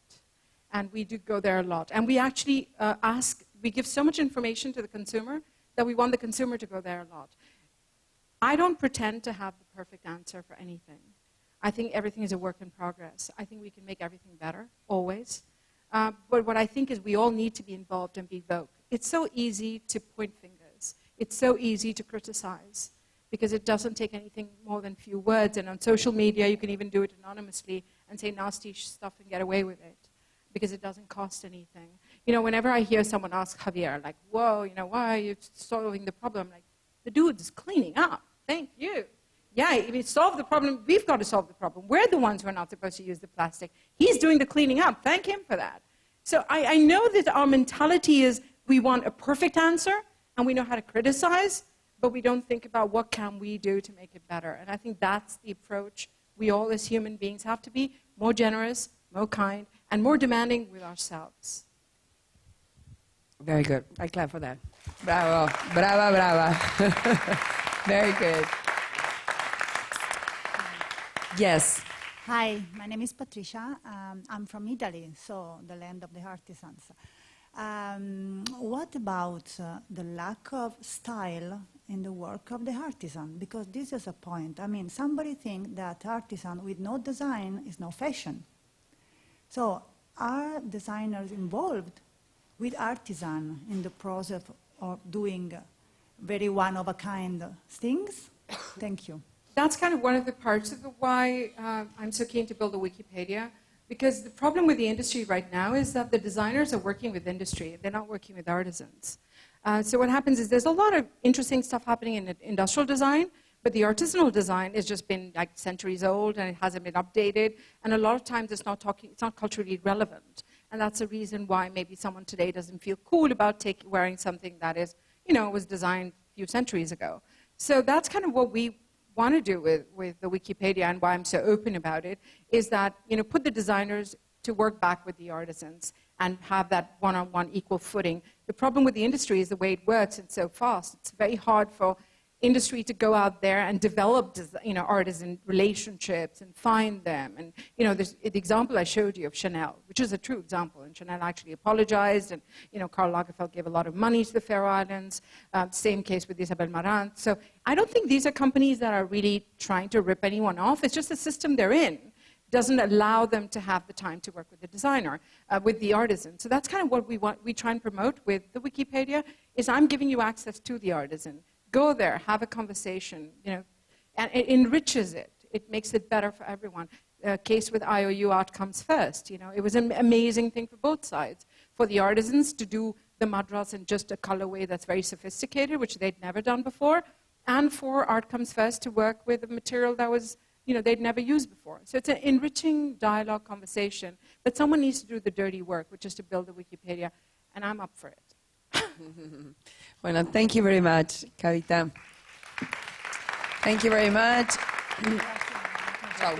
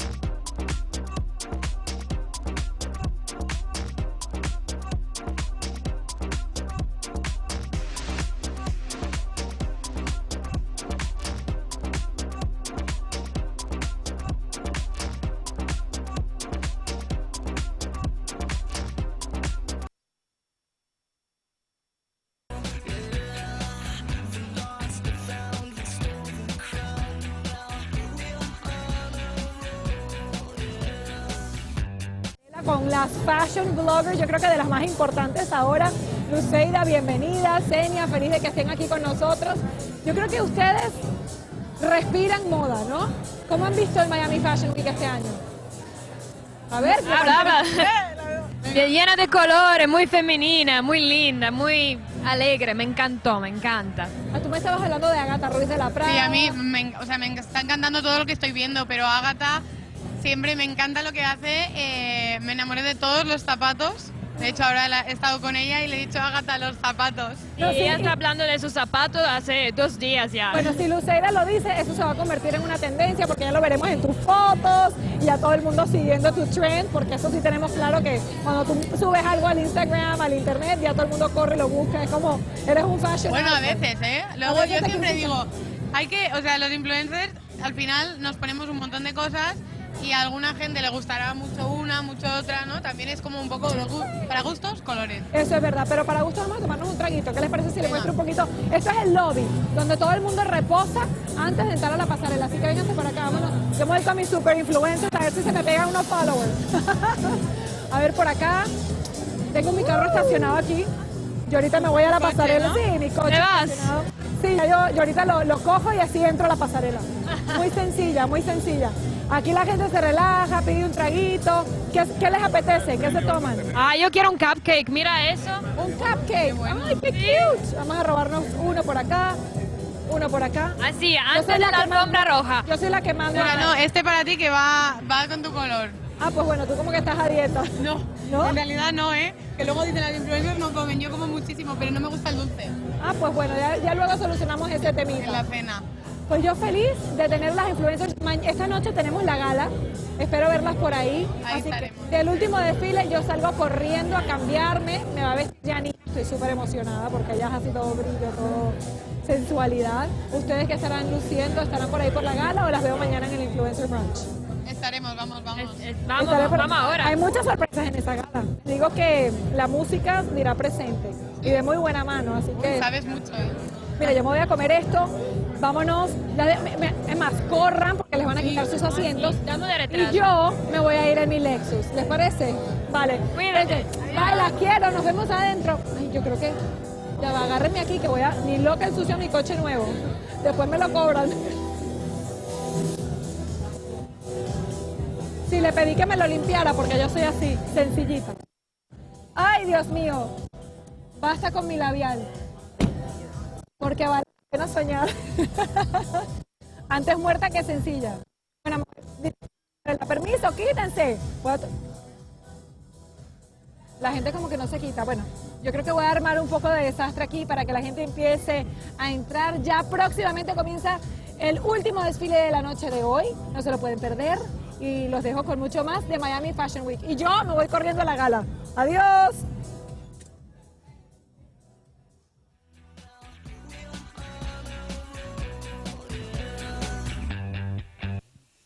Yes. Bueno, buenos días. Welcome, Valeria. I'm from Argentina as well. I was very impressed to meet you. I'm very excited to hear all about your passion and what you do.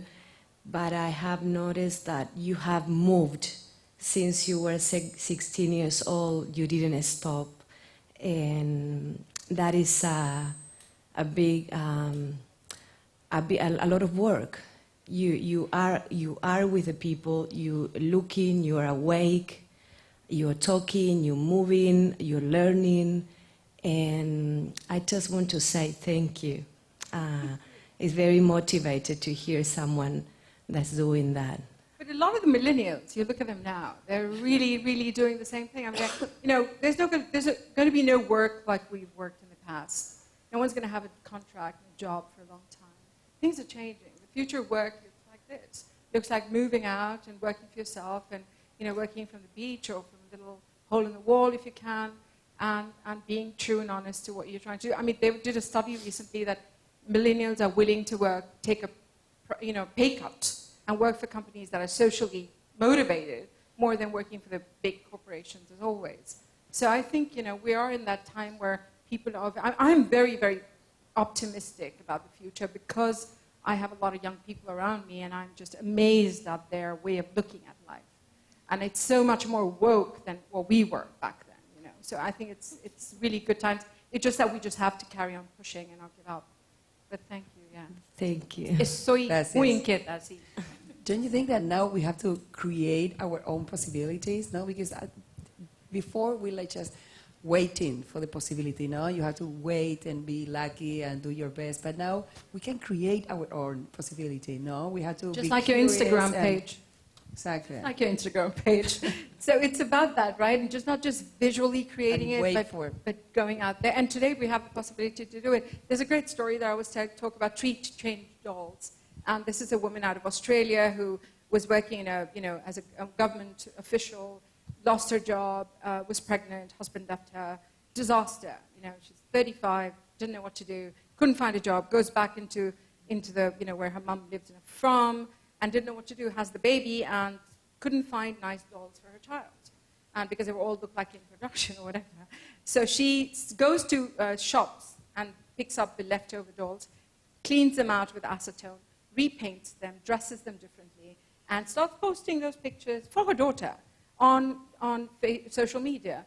It's become such a thing. She's built such a business out of it that you can't believe, from the middle of nowhere. That's the amazing part of what we're at. Success is not going to happen tomorrow, and success actually may look... The most important thing to me, I think, is one, to stop and define success. What does success look like to you? Because don't listen to what they've told you what success is. Define what that is, and have that conversation with yourself and define. And it might change over a period of time, but always be in control. And yes, today you can do so many things yourself, which is amazing. I think Javier has that question, right? Yeah, thank you. Bueno, Kavita, as always, so inspiring. I mean, Look who's talking. everybody here, I mean, probably Kavita is one of the most special persons I've met in my life. And I must tell you something, what she told today is like 2% of what she has in her head. So it's like she could be telling more and more and more projects. Every time you see her, she has like another 15 projects in her head. So I would like to, can you talk us about your last project, the one you just told me at breakfast? Oh, God. So Sas invited me 4 years ago to give a talk at FIT at a program she was running at summer school about sustainability. And so, I've always been passionate about our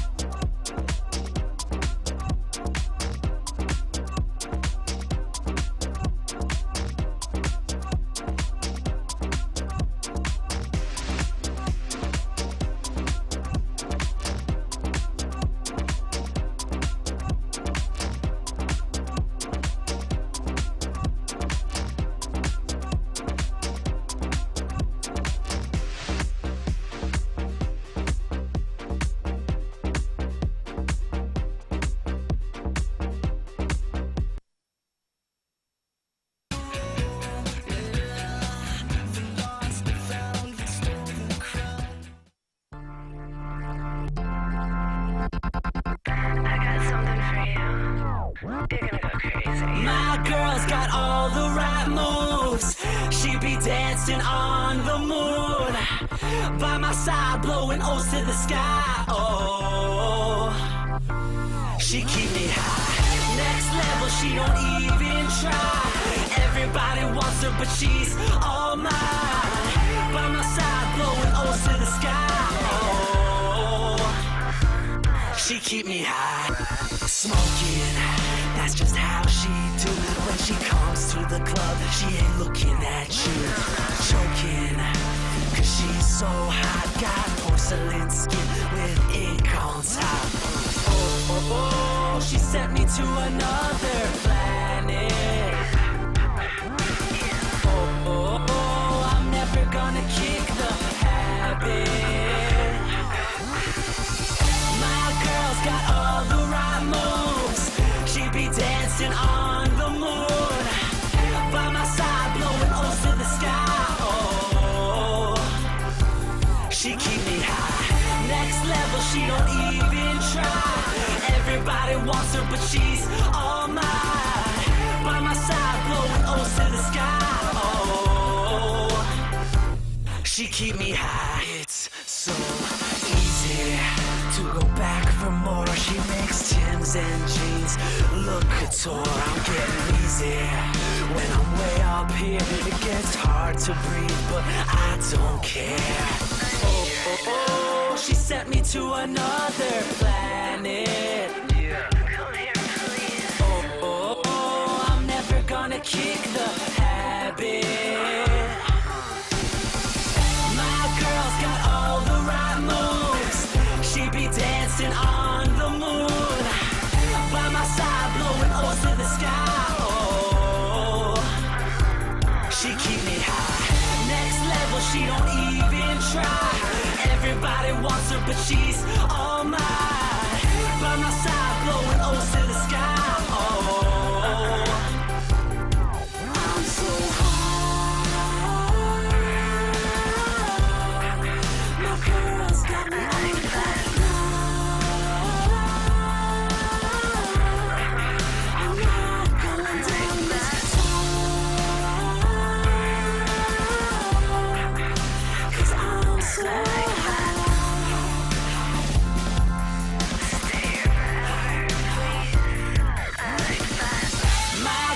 got all the right moves. She be dancing on the moon. By my side, blowing O's to the sky. Oh, she keep me high. Next level, she don't even try. Everybody wants her, but she's all mine. By my side, blowing O's to the sky. Oh, she keep me high.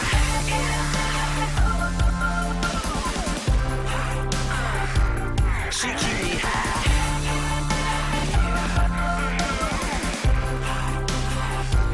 She keep me high.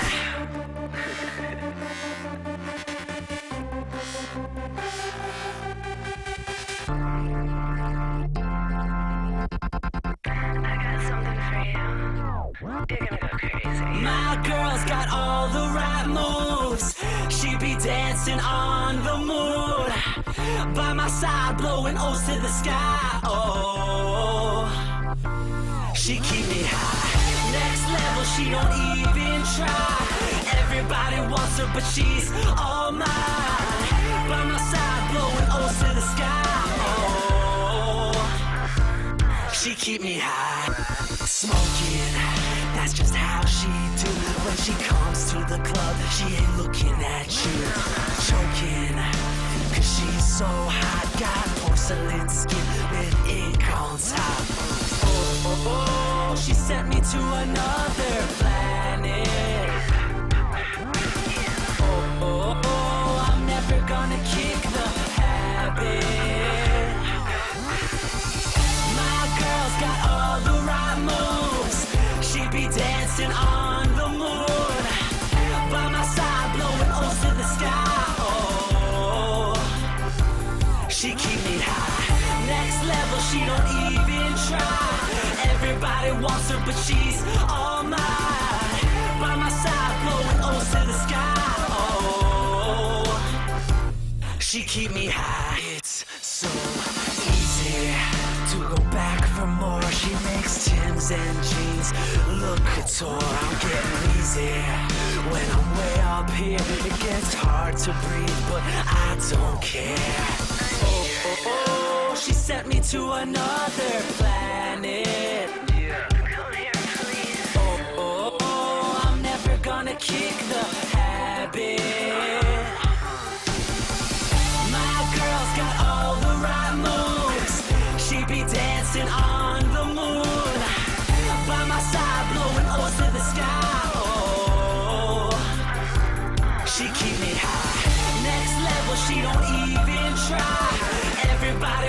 but she's all mine. By my side, blowing O's to the sky. Oh, I'm so high. My girl's got me like that. I'm not going down this time, 'cause I'm so high.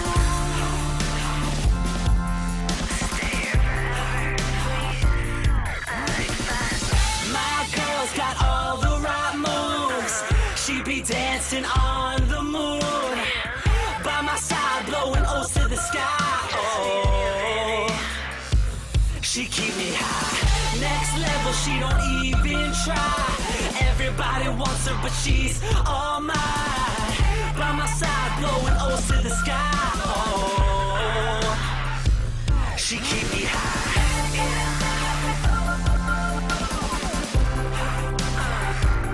She keep me high.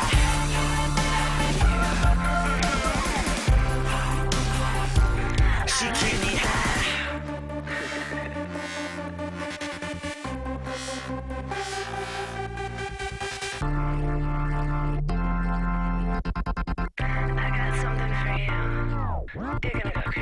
My girl's got all the right moves.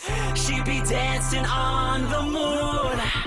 By my side, blowing O's to the sky. Oh, she keep me high. Next level, she don't even try. Everybody wants her, but she's all mine. By my side, blowing O's to the sky. Oh, she keep me high. Smoking, that's just how she do. When she comes to the club, she ain't looking at you. Choking, 'cause she's so hot. Got porcelain skin with ink on top. Oh, oh, oh, she sent me to another planet. Oh, oh, oh, I'm never gonna kick the habit. My girl's got all the right moves. She be dancing on the moon. By my side, blowing O's to the sky. Oh, she keep me high. Next level, she don't even try. Everybody wants her, but she's all mine. By my side, blowing O's to the sky. Oh, she keep me high. It's so easy to go back for more. She makes Timbs and jeans look couture. I'm getting easy when I'm way up here. It gets hard to breathe, but I don't care. Oh, oh, oh, she sent me to another planet. Oh, oh, oh, I'm never gonna kick the habit. My girl's got all the right moves. She be dancing on the moon. By my side, blowing O's to the sky. Oh, she keep me high. Next level, she don't even try. Everybody wants her, but she's all mine. By my side, blowing O's to the sky. Oh, I'm so high. My girl's got me like that. I'm not going down this time, 'cause I'm so high.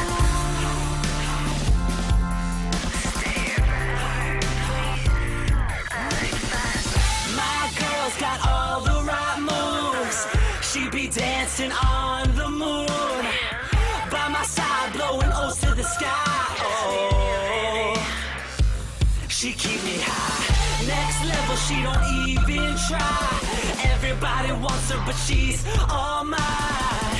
By my side, blowing O's to the sky. Oh, she keep me high.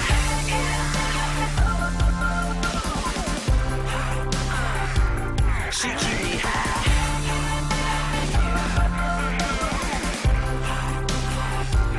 She keep me high.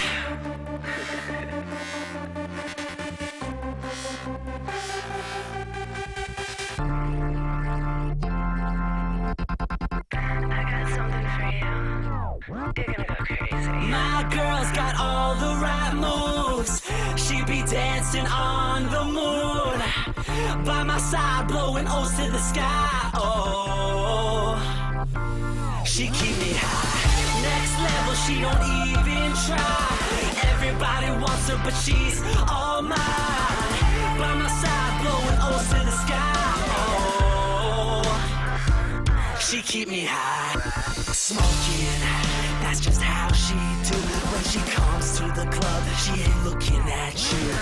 Choking, cause she's so hot. Got porcelain skin with ink on top. Oh, oh, oh, she sent me to another planet. Oh, oh, oh, I'm never gonna kick the habit. My girl's got all the right moves. She be dancing on the moon. By my side, blowing O's to the sky. Oh, she keep me high. Next level, she don't even try. Everybody wants her, but she's all mine. By my side, blowing O's to the sky. Oh, she keep me high. It's so easy to go back for more. She makes Timbs and jeans look couture. I'm getting easy when I'm way up here. It gets hard to breathe, but I don't care. She sent me to another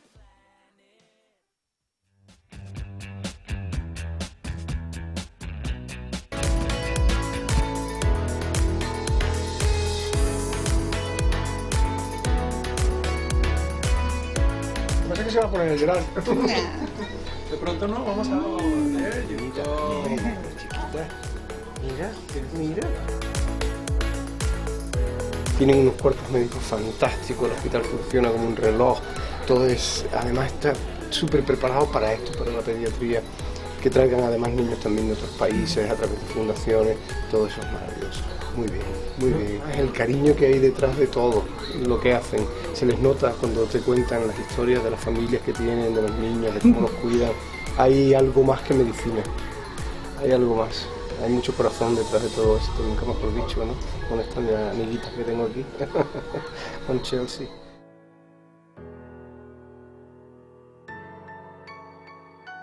Espero que lo veamos en el cine. Pronto. Se lo contaremos. Muy bien.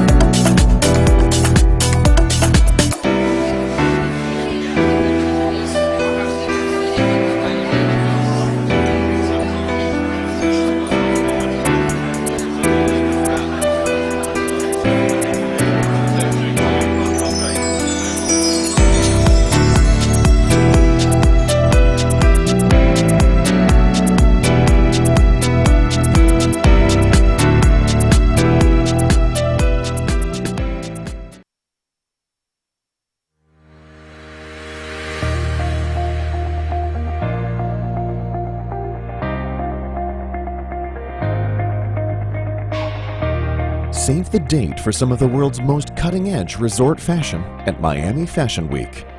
In the last 3 years, the event has showcased some of the best designers from Europe and America, and it is considered one of the world's top 5 fashion events.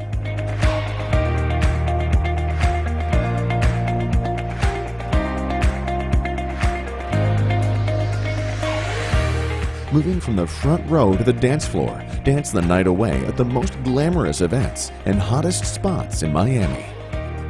These parties are the epitome of elegance, style, and glamour. thousands of international guests attend these unmissable soirees every year. Fashion is business too, and with that comes social responsibility. For this reason, Miami Fashion Week launched the Miami Fashion Summit, which holds daily fashion talks run by international industry experts in sustainability in the fashion industry, hosted this year by the international top model, Valeria Mazza. Prestigious international speakers have much to say at these conferences and masterclasses, and we all need to heed their advice in association with Miami-Dade College and Miami Fashion Institute. Fashion has the power to transform, and Miami Fashion Week is committed to raise awareness for causes of the weak and disadvantaged, because solidarity should never go out of fashion. This commitment is renewed every year at the Miami Fashion Week Benefit Gala, hosted by Antonio Banderas, featuring exclusive experiences, such as the Roberto Cavalli runway show that took place this year. Music and Miami Fashion Week are inextricably intertwined. That's probably why so many international recording artists choose to grace the stages of Miami Fashion Week. Music is a part of our lives, and fashion is life too.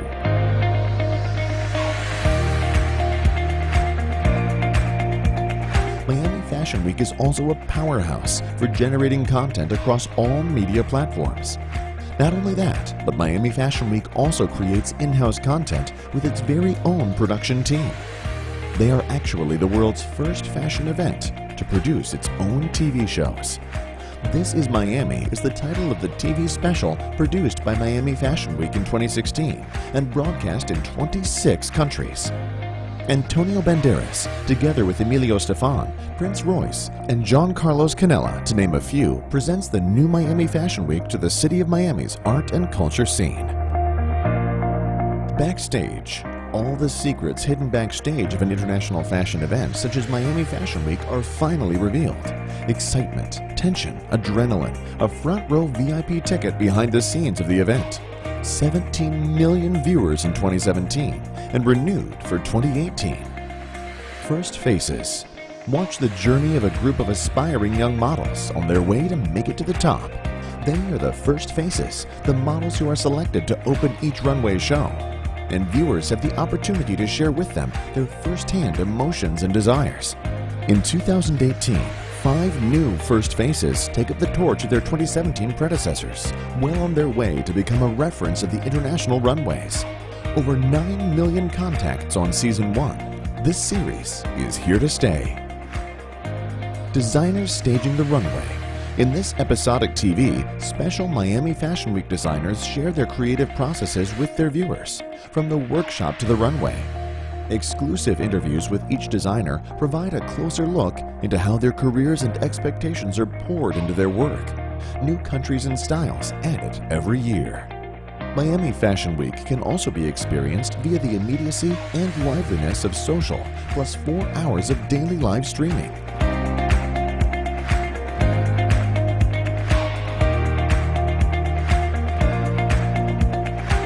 This is Miami Fashion Week. Much more than fashion.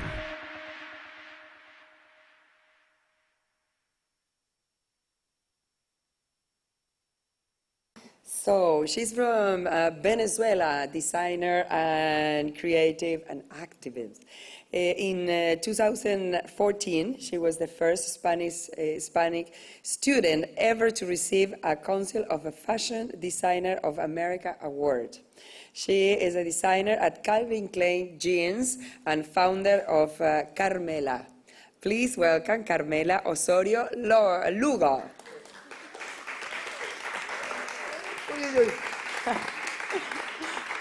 Hola. Okay. Are you okay? I'm okay. Okay, I ready? think I'm okay. I'm ready. You say the other day, my mom asked me to practice in front of the mirror. So many times. Did you do Yeah, it? like, look, yeah. Okay. I'm ready. You're going to do it good. Okay. So, well, first of all, I want to start by saying, let me fix this. All right, good? All right. First of all, I want to say thank you to the Miami Fashion Summit, everyone that organized this event. Really, honestly, thank you so much for having me here.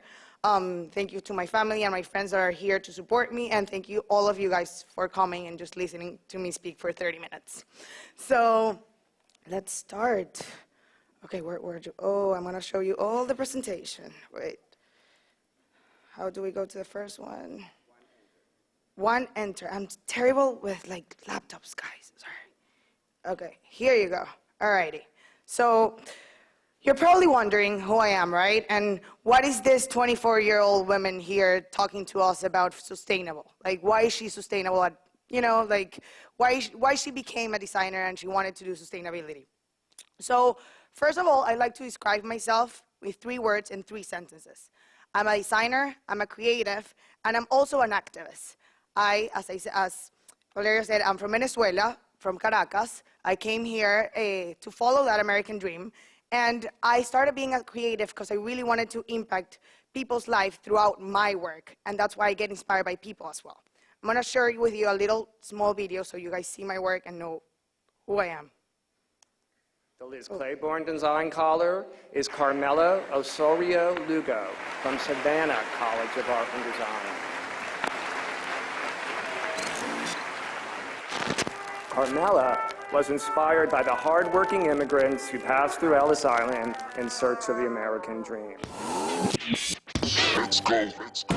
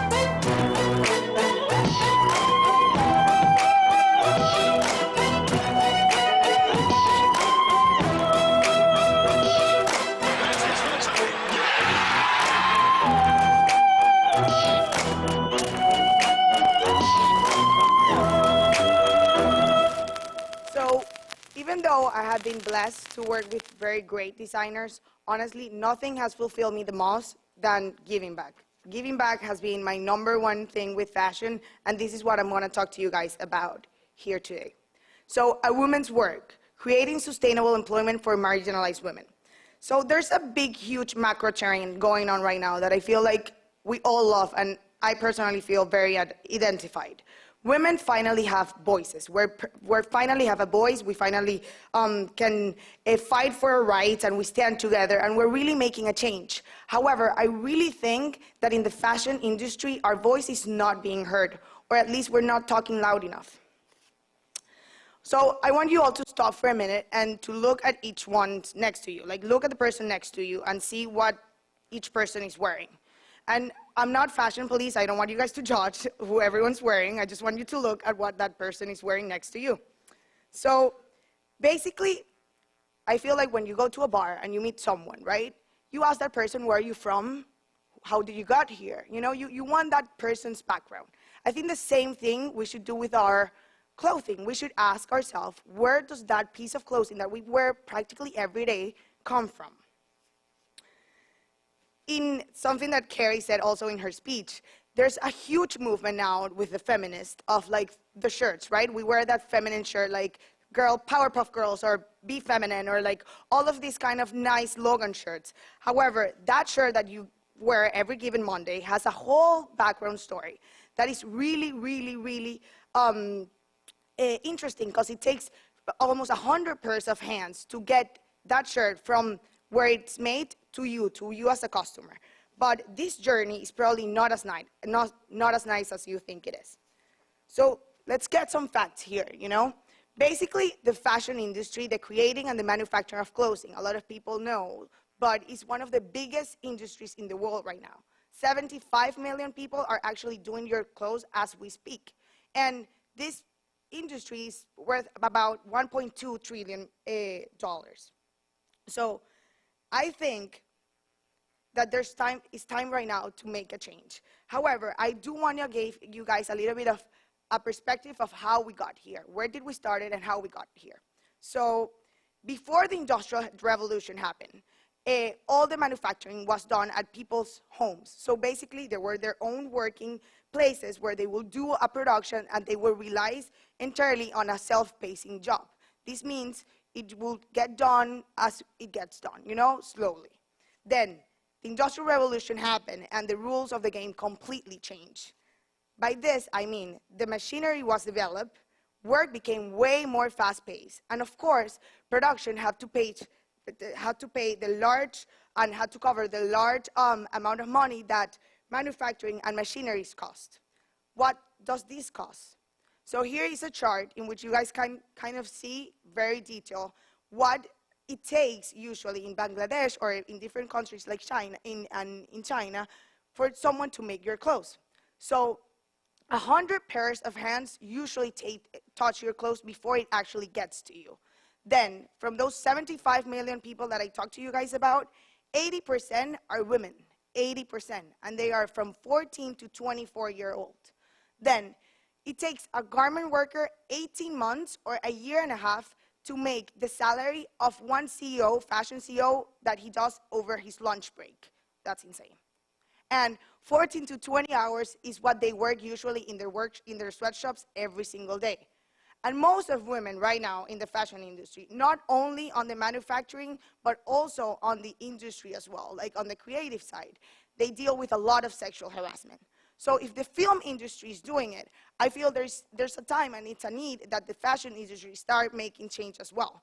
Because these are women like you that they want to feel safe, they want to feel healthy, they want to feel financially secure, and they mostly want to feel happy. So all of this that I just showed you, what it costs is tragedies. And these tragedies can be prevented. However, there has been 2 instances, and one of them Carrie talked about, that really has shown the world the reality of how these people are being worked and treated overseas. So one of the realities was in the Tangerine factory in Bangladesh as well. In 2012, 112 people, mostly women, died, and they died over a fire that could have been prevented. Same thing happened in Rana Plaza. It wasn't a fire, but the actual building collapsed, and it killed way more people in 2013. About 1,100 people died, and most of them, again, were women. So these are the faces of all the people that have victims and that, in a certain way, have been affected through the fashion industry. So who's guilty? And by guilty, I mean, who's responsible? There has to be someone responsible for all of these causes. So for me, I think one of the persons that really are responsible for these acts are the retailers. Why? There's facts that honestly involve Rana Plaza, as Carrie said, with major retailers. Why? When the Rana Plaza building collapsed, you could see the labels of these brands during the horrible accident. So some of these companies, as you can see, they are Walmart, Children's Place, companies that their owners and the markup percentage that they have on every single one of their items is insane. Therefore, the competition between prices between one and another company, it's really high. And that's why they exploit all of their manufacturing. Another one of the people that can be blamed for these acts are, of course, the consumers. Why? This is easy. Basically, we demand all the time better prices. Come on. You go to a store, you go to an H&M, right? Sometimes people sadly does it. And they see a shirt, and the shirt is $3.99. They are happy with that price. But then they go to another store, and they say somewhat like a similar shirt, but with sustainable product and made by good people, and the price of the shirt, of course, is $20, and they start complaining. So for us consumers, we're taught of buying cheap, and we're taught of, I want to get a good quality out of a very good price. But what are the consequences of that? So I'm going to tell you guys a really quick, funny story, right? So when I first came to New York, I was 13. My mom brought us there. And she gave me, of course, I was 13. I didn't know anything about sustainable fashion. I just wanted to be a fashionista. So she gave me $100 bill, and I was the happiest girl ever. I knew exactly what I was gonna do with it. I was gonna go to Times Square, which I loved Times Square back then, and I was gonna go to that beautiful 3-floor Forever 21 store. $100, I can buy my whole closet. I was so happy. I was beyond happy. I knew that was it. Every time I will come to America, I will go to Forever 21 and I will buy all my closet with $100. Until I turned 21. I went to fashion school and I watched one documentary that really changed my perspective and really made me feel that, you know what, this is a time for change and I can also lead it. I can also make it. The documentary, which I want to share with you guys, is The True Cost. And it really shows you the situation that is going on and what's happening. And it made me realize that that $100 affected millions and millions of people in the world. So since I'm a denim wear designer, I really want to kind of like, because it's easy sometimes for us designers to like understand the process of what a garment goes with. But I think as you are the consumers, you guys also have to know. As a denim wear designer, I want to give you the true story of how you make a denim jean. So basically, here you have it. You have the denim jean that H&M sells to you. What a great price, right? $14.99. It's even cheaper than your probably dinner that you're going to have tonight. $14.99, you got your beautiful, fashionable, distressed denim. However, let's think about that price. And I want you to like focus on that price right now a little bit. It's $14.99. What does it take to produce a jean that his value is $14.99? So we first have to talk about the markup percentage. Every single brand has a markup percentage that's usually at least the double of what that jean costs. In the case of H&M, it's probably double. Why? Because don't you see the tax of sales like every single week on every single one of their clothing? So if they have at least half, let's say this jean costs $7.5, right? So here's like a little video. You can see, like a little GIF, that you can see what does it take really to make that jean of $14.99. First, you have the cotton fiber. You have the actual fabric that is being, you have to have the cotton seeds, and then you're going to have the fabric that you're going to start making your jean with. Then you have the dyeing process. This dyeing process, denims usually are going to be dyed in indigo dyes. That takes a long process also to do. And it's all made by people. Look at how many hands have touched that jean only. Then you got the cutting and sewing. That's a whole nother process. They cut the jean, they sew the jean. That's another person doing that. Then you got the trims, which a trim costs. Like every single hardware, guys, is probably even more expensive sometimes than the actual fabric. And the distressing. Distressing, as you said, as you can see, it also takes time. Washing later. After that, you have the packaging and the labeling. And probably the most cost of all of this process, the one that probably costs the most sometimes, is the shipping and the handling. So if you divide 7.5 on these 8 processes, which honestly some of these processes are more expensive than others, you're going to have 0.9, 0.9, 0.9, 0.9. There you go, 0.9. So basically, you are paying a garment worker, and it's probably less, 0.9 for your pants, for your amazing denim jean pants. But you're paying the H&M and this retailer 7.5. These retailers not only abuse and let these things happen, but at the same time, they knock off designers' creativity. So is this something reasonable?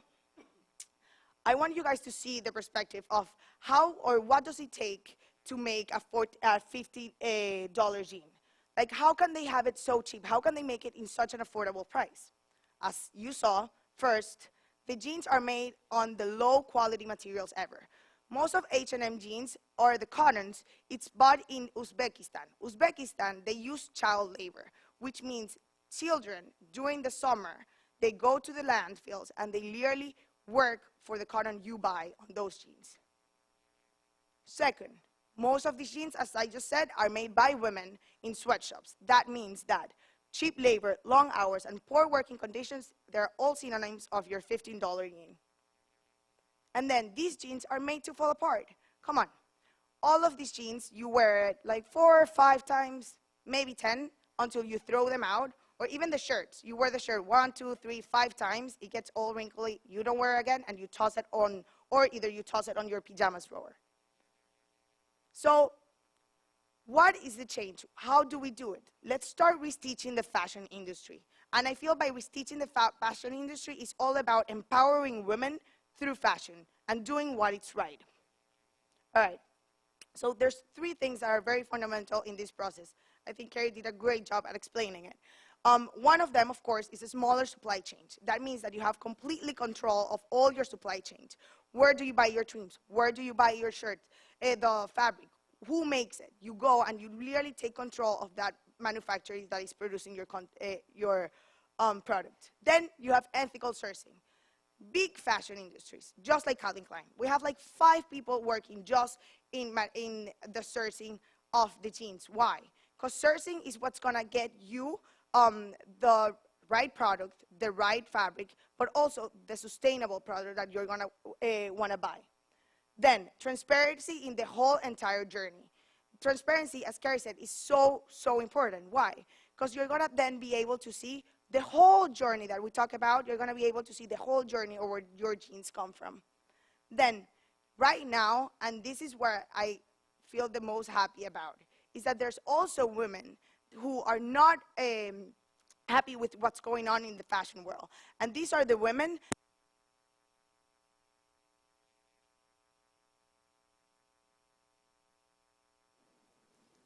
Did I drop it? No. Hello. Okay. I didn't know. It's so small. Now? No. You see I dropped it.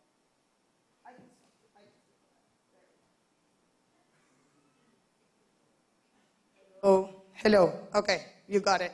So there's also women that are driving the change. Some of the women are actually designers that decided they were also in big corporations that they weren't doing sustainable work. So they decided to lead the change and start empowering women through their clothing and through their creativity and through the products they design.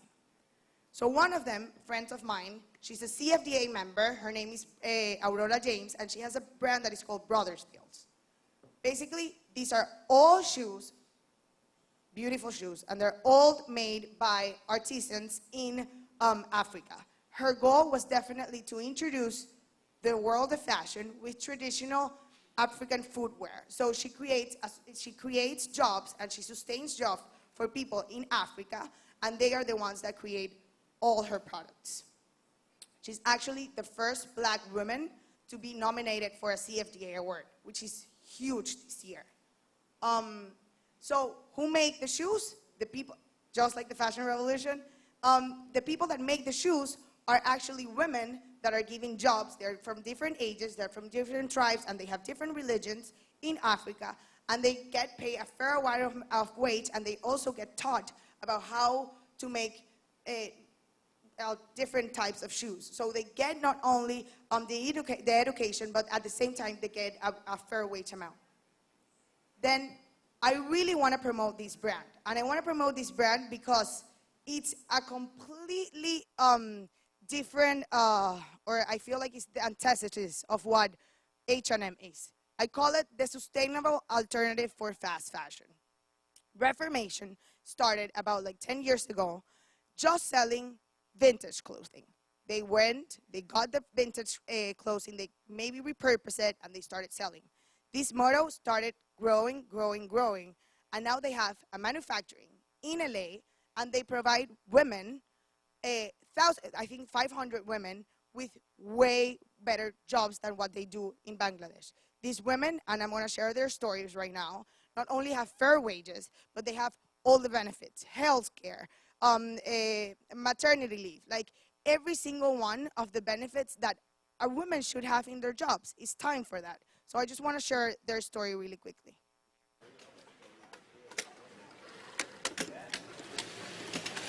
Yo vine a América hace 14 años, desde El Salvador. Pues cuando llego a mi casa tengo 3 perritos y me gusta jugar mucho con ellos. Uno se llama Ranger, otro se llama El Güerito y otro se llama Suki, la niña. Para mí son lo máximo, son lindos, muy buenos. Obvio, los amo.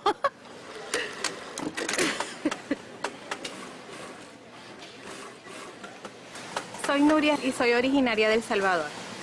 Mi madre vive acá hace muchos años y a través de una petición de mi madre vine a este país. El tiempo no ha sido fácil porque estoy adaptándome a una nueva cultura, un nuevo idioma. Poco a poco, avanzando, ya le puedo decir a la gente, I'm learning English, please speak slowly. Y ya como que empiezan a hablar más despacio para que pueda entender un poco más. Y para mí es más fácil cuando hablan despacio. So I think this is pretty beautiful because they not only show you your product, that your product is conscious, that your product is sustainable, they actually reuse that stock of fabric. Like they're completely sustainable in the whole supply chain, but they also show you the faces of the women that make your clothing. And they make them honestly the leading roles of their brand, which I think that's what every single brand should be doing. And honestly, the prices are very affordable. That's why I feel like you're gonna love this brand. So there's other brands that are actually doing kind of the same stuff that Reformation is doing. And I want to go back really quickly to Reformation because there was a question asked in the other, I think in one of the other talks. And the girl asked, how can small designers, show their customers what we're doing, like if we want to be sustainable. So this Reformation brand, they do it very easily. They put on a hand tag all the information, the name of the woman who did it, how many dead stock fabrics they use, how much water they recycle. So that's a good solution, if you are an emerging designer and you really want to show the world, hey, I'm doing sustainable product. There's also 4 other brands that I really look up to because they really have a great sustainable practices. One of them, Lelem from Lilia Quevede, she's an amazing supermodel in New York. She has her own brand as well. Her whole mission is to really emphasize the importance of artisanship. So she goes to Africa, she makes sure she builds villages there where they are making her product. There's children's wear, women's wear, men's wear, home, and it's all being made by African people who has a good fair amount of a good more than a minimum wage. They get paid well and they have health care as well. Another one that is very good and it's a great example, I think, is On Purpose by Kate Spade. Kate Spade is a very well-known brand. Most of women, honestly, own like at least a purse or a wallet. But what they're doing is pretty remarkable because what they're doing is they're actually investing on their supply chain. What that means is that they went to, they decided to put money into their supply chain and they hired around, I think it's 200 women in Rwanda. And in Rwanda, they're actually giving these women not only good salaries, benefits, 3 weeks vacations, maternity leave, etc. But these women are the ones that are creating these beautiful embroidered pieces. So they're investing on their supply chain and they're a luxury brand as well. So I think this is a great solution for luxury brands to actually care about the women that are making their products. Another one is Peace & Co. Peace & Co. is actually a textile and a fabric supplier. And they work with great brands such as Supreme, of Open Ceremony, DBF, like really major fashion players. And they employ around 5,000 artisans across Bolivia and Zambia. And the last one, Iptico, which I really like as well, it's from Guatemala. And they empower the Mayan community there. And all of the products are basically made by the indigenous people in Guatemala. Lastly, I think they gave you guys a little thing that says Carmela. And that's my brand, which I have been doing since I graduated in 2015. Basically, what I wanted to do was to create a sustainable product that really gave back to my country. As I said before, I'm from Venezuela. And when I started the brand, I first started as my senior collection, right? So we're all asked to do a senior collection that is like our thesis, right? I did my thesis, and thanks God, I got a lot of good feature in great magazines. After I got all of these feature, I got a lot of people wanting my clothes. And I asked myself, after I watched the true cost, what can I do to give back?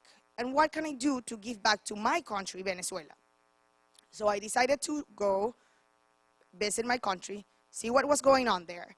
And from there on, I started. I gave jobs to 3 seamstresses and 3 pattern makers. I paid them the 3 times what their salary were that year. And they were not only able to support their children and their families, but at the same time, they were doing something passionate that they love. So that's the motto, and that's what I want to promote to all of you guys, if there's any designers here. I feel like that's what you do when you start realizing and saying, well, I have a very cool product, but what if I make something different with this product? It's going to get more value to the product at the end of the time, because you're not going to only have a cool design, but at the same time, you know that when you wear that cool design, you're actually impacting someone's life. So what's the solution, I feel, at least for the consumers and for the retailers and the small designers and brands that want to do fashion? I feel first, as a consumer, we really, really have to recognize there's human hands behind every single one of the goods that we have. And as I said before, there's approximately 100. Then when we purchase the product, we have to know that we control that purchasing power. So we have to honestly go behind those products that are ethically, and that you know where it comes from. And that even though, yeah, I really want to buy that $3.99 shirt, well, don't do it. You can go and maybe buy one used, or go and buy vintage, or go to a store that they have sustainability and that you're actually doing good by purchasing an item. Then I think I make a call to all the retailers. I feel it's time for retailers to stop worrying about this racing on the cheapest prices and who gets out there. And I think the consumer is going to take a lot of responsibility on this, on honestly putting the money to where they should. But the consumers have to start implying and to start making methods in which, in a certain way, they benefit at least some part of different countries in where women are being really marginalized. I think right now there's a really good path in which big companies are starting to do small collections of sustainability, or small collections made out of women that really need it. But I think when the whole industry starts changing, that's when we're going to see a big change.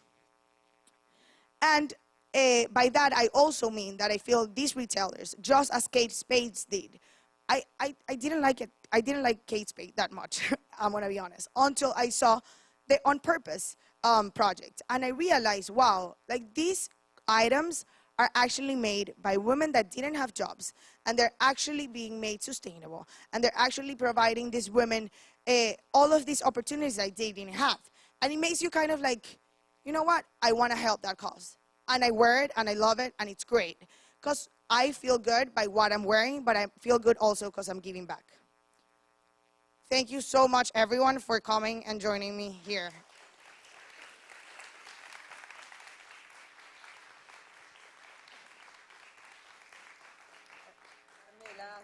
Hello. Hello, well done. Congratulations. Thank you. We hug. Sit here. Yeah. You're very inspiring. I like it. We can feel your juventud. Yes. Your inspiration. Bueno, do we have any questions for Carmela? Yes. Please. I just want to say, Carmela, thank you for an amazing presentation. But also, to be a designer, independent designer in USA, I produce 100% in USA.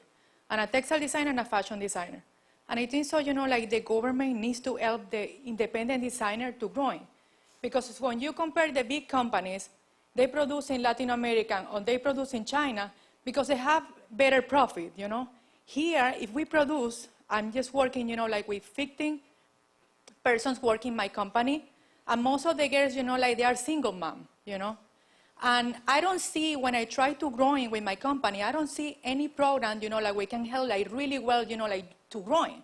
So just the consumer has to thinking in the history, but the government has to promote to make everything made in USA. I feel really proud to promote my product in USA, but also I'm from Venezuela. So in the future, I just really want to work to create some employment, new employment in Venezuela too. But I believe, my concept is not produced in China. No matter what, if I don't growing in like faster how the other company, I'm honest and loyalty, with my project, with where I'm from. But just, just a comment, like I think so, like the government has a part of the fault, like of what's happened right now, because everything is so competitive, everything is so aggressive. Westbank has a designer like a year, like to create every single collection or more. We have to investigate, do the resource and everything. And, like the price point, some people, they don't want to pay. Like they don't really care about the history. But it's like we have to keep like some specific price because if it's made in USA, for sure it's going to cost more money. And when we try to get some help from another company, like the government, it's kind of hard to get it.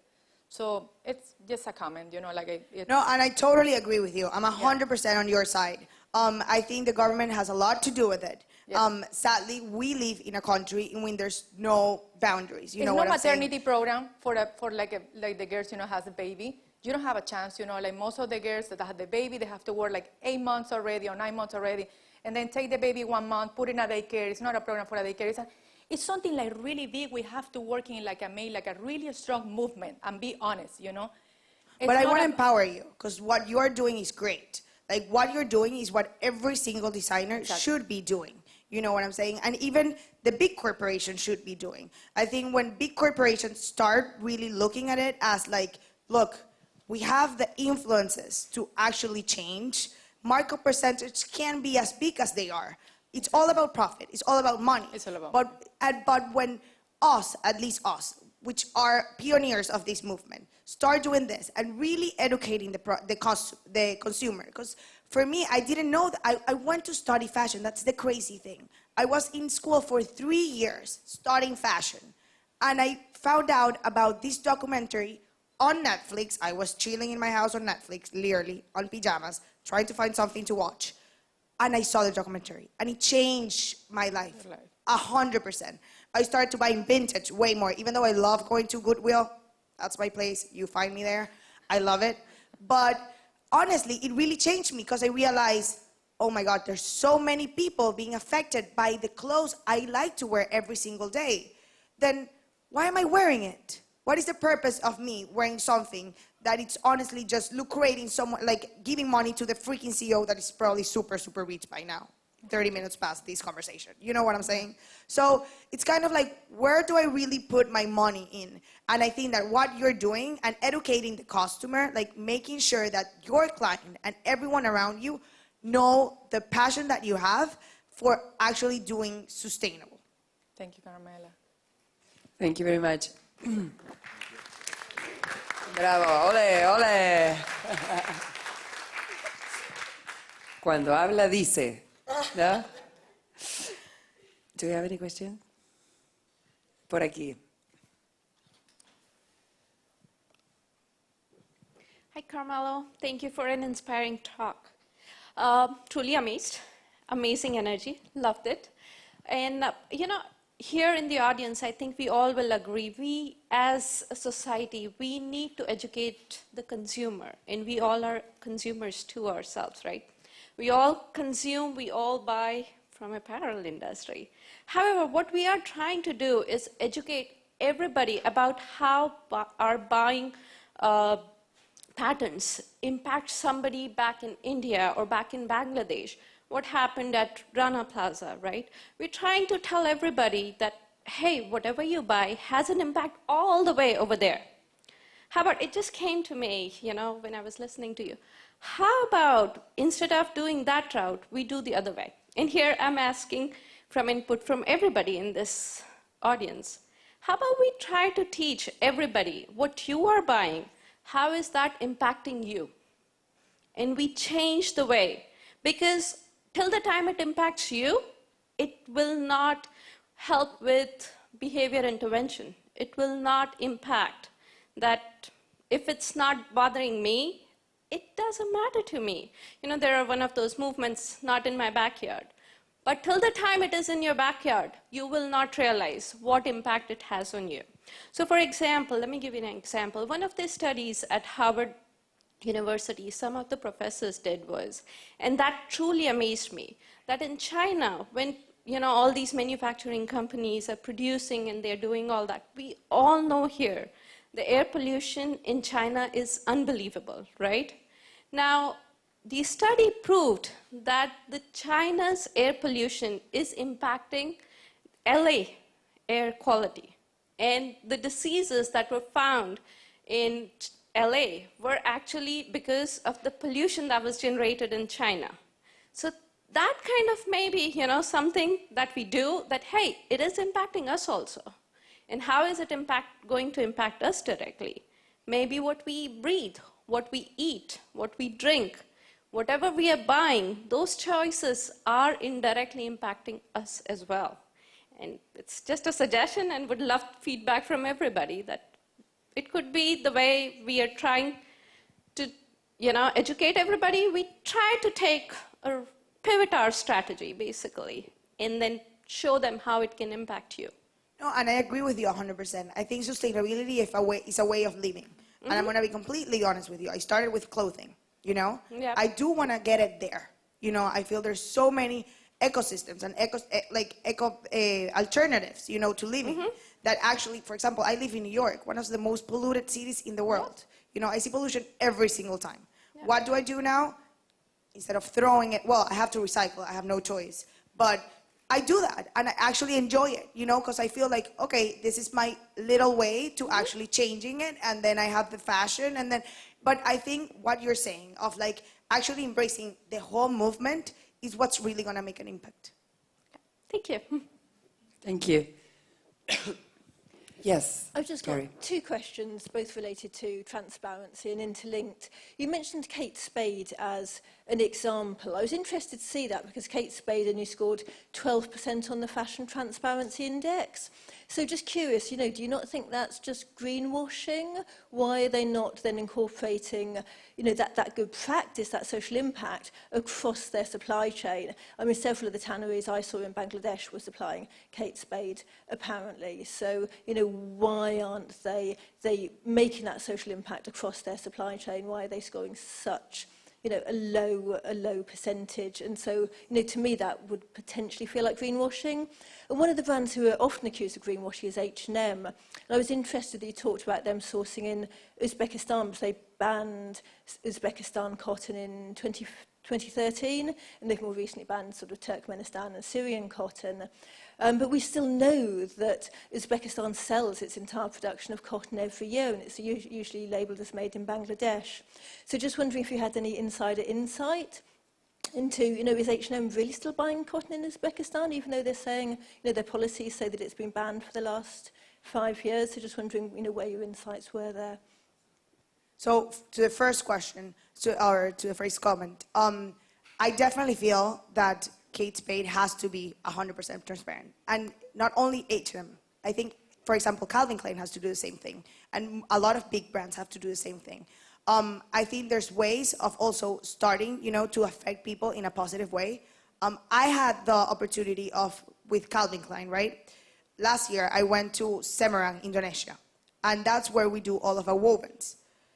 Honestly, it was a great manufacturer.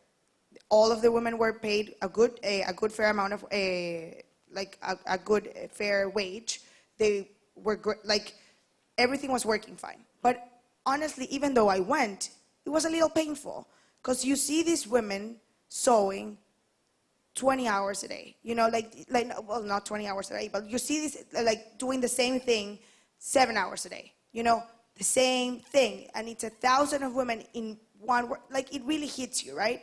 So as a pioneer of change, that's something that I want to implement as well in solutions in Calvin Klein, in which we can, in a certain way, impact a certain, amount of people. Positive, being more transparent is one thing, and I heard that in your talk that's one of the things that they're starting to do as Tommy Hilfiger, also Calvin Klein. But I also feel with Kate Spade, not only that it's maybe a way of brainwashing, but I see the positive also side of it, that is 300 women are being benefited. So I'm going to buy that product. I'm going to buy the on-purpose product that they did. The one that I saw the women doing it, and I saw by my hands doing it.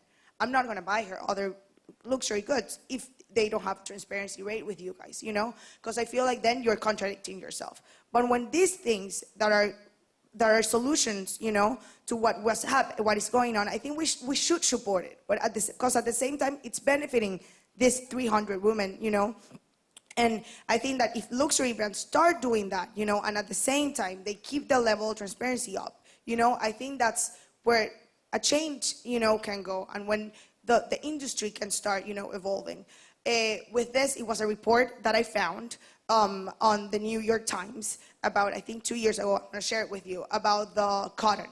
I feel like H&M does a great job on hiring, on kind of like showing you that they do like a sustainable product, you know, they do this kind of like collection for ecosystem.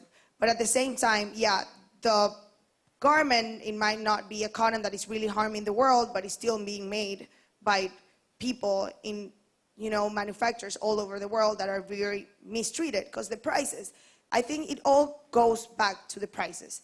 The prices are so low that there's no way that if they turn over about 600 million garments a year, 600 million H&M garments a year.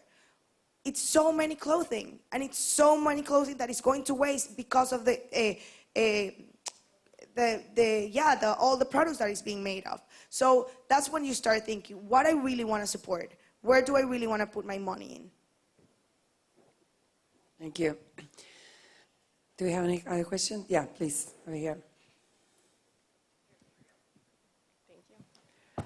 Hi, well, I'm so impressed by your talk. I think that you're doing an amazing job, and I love your brand and everything that you stand for.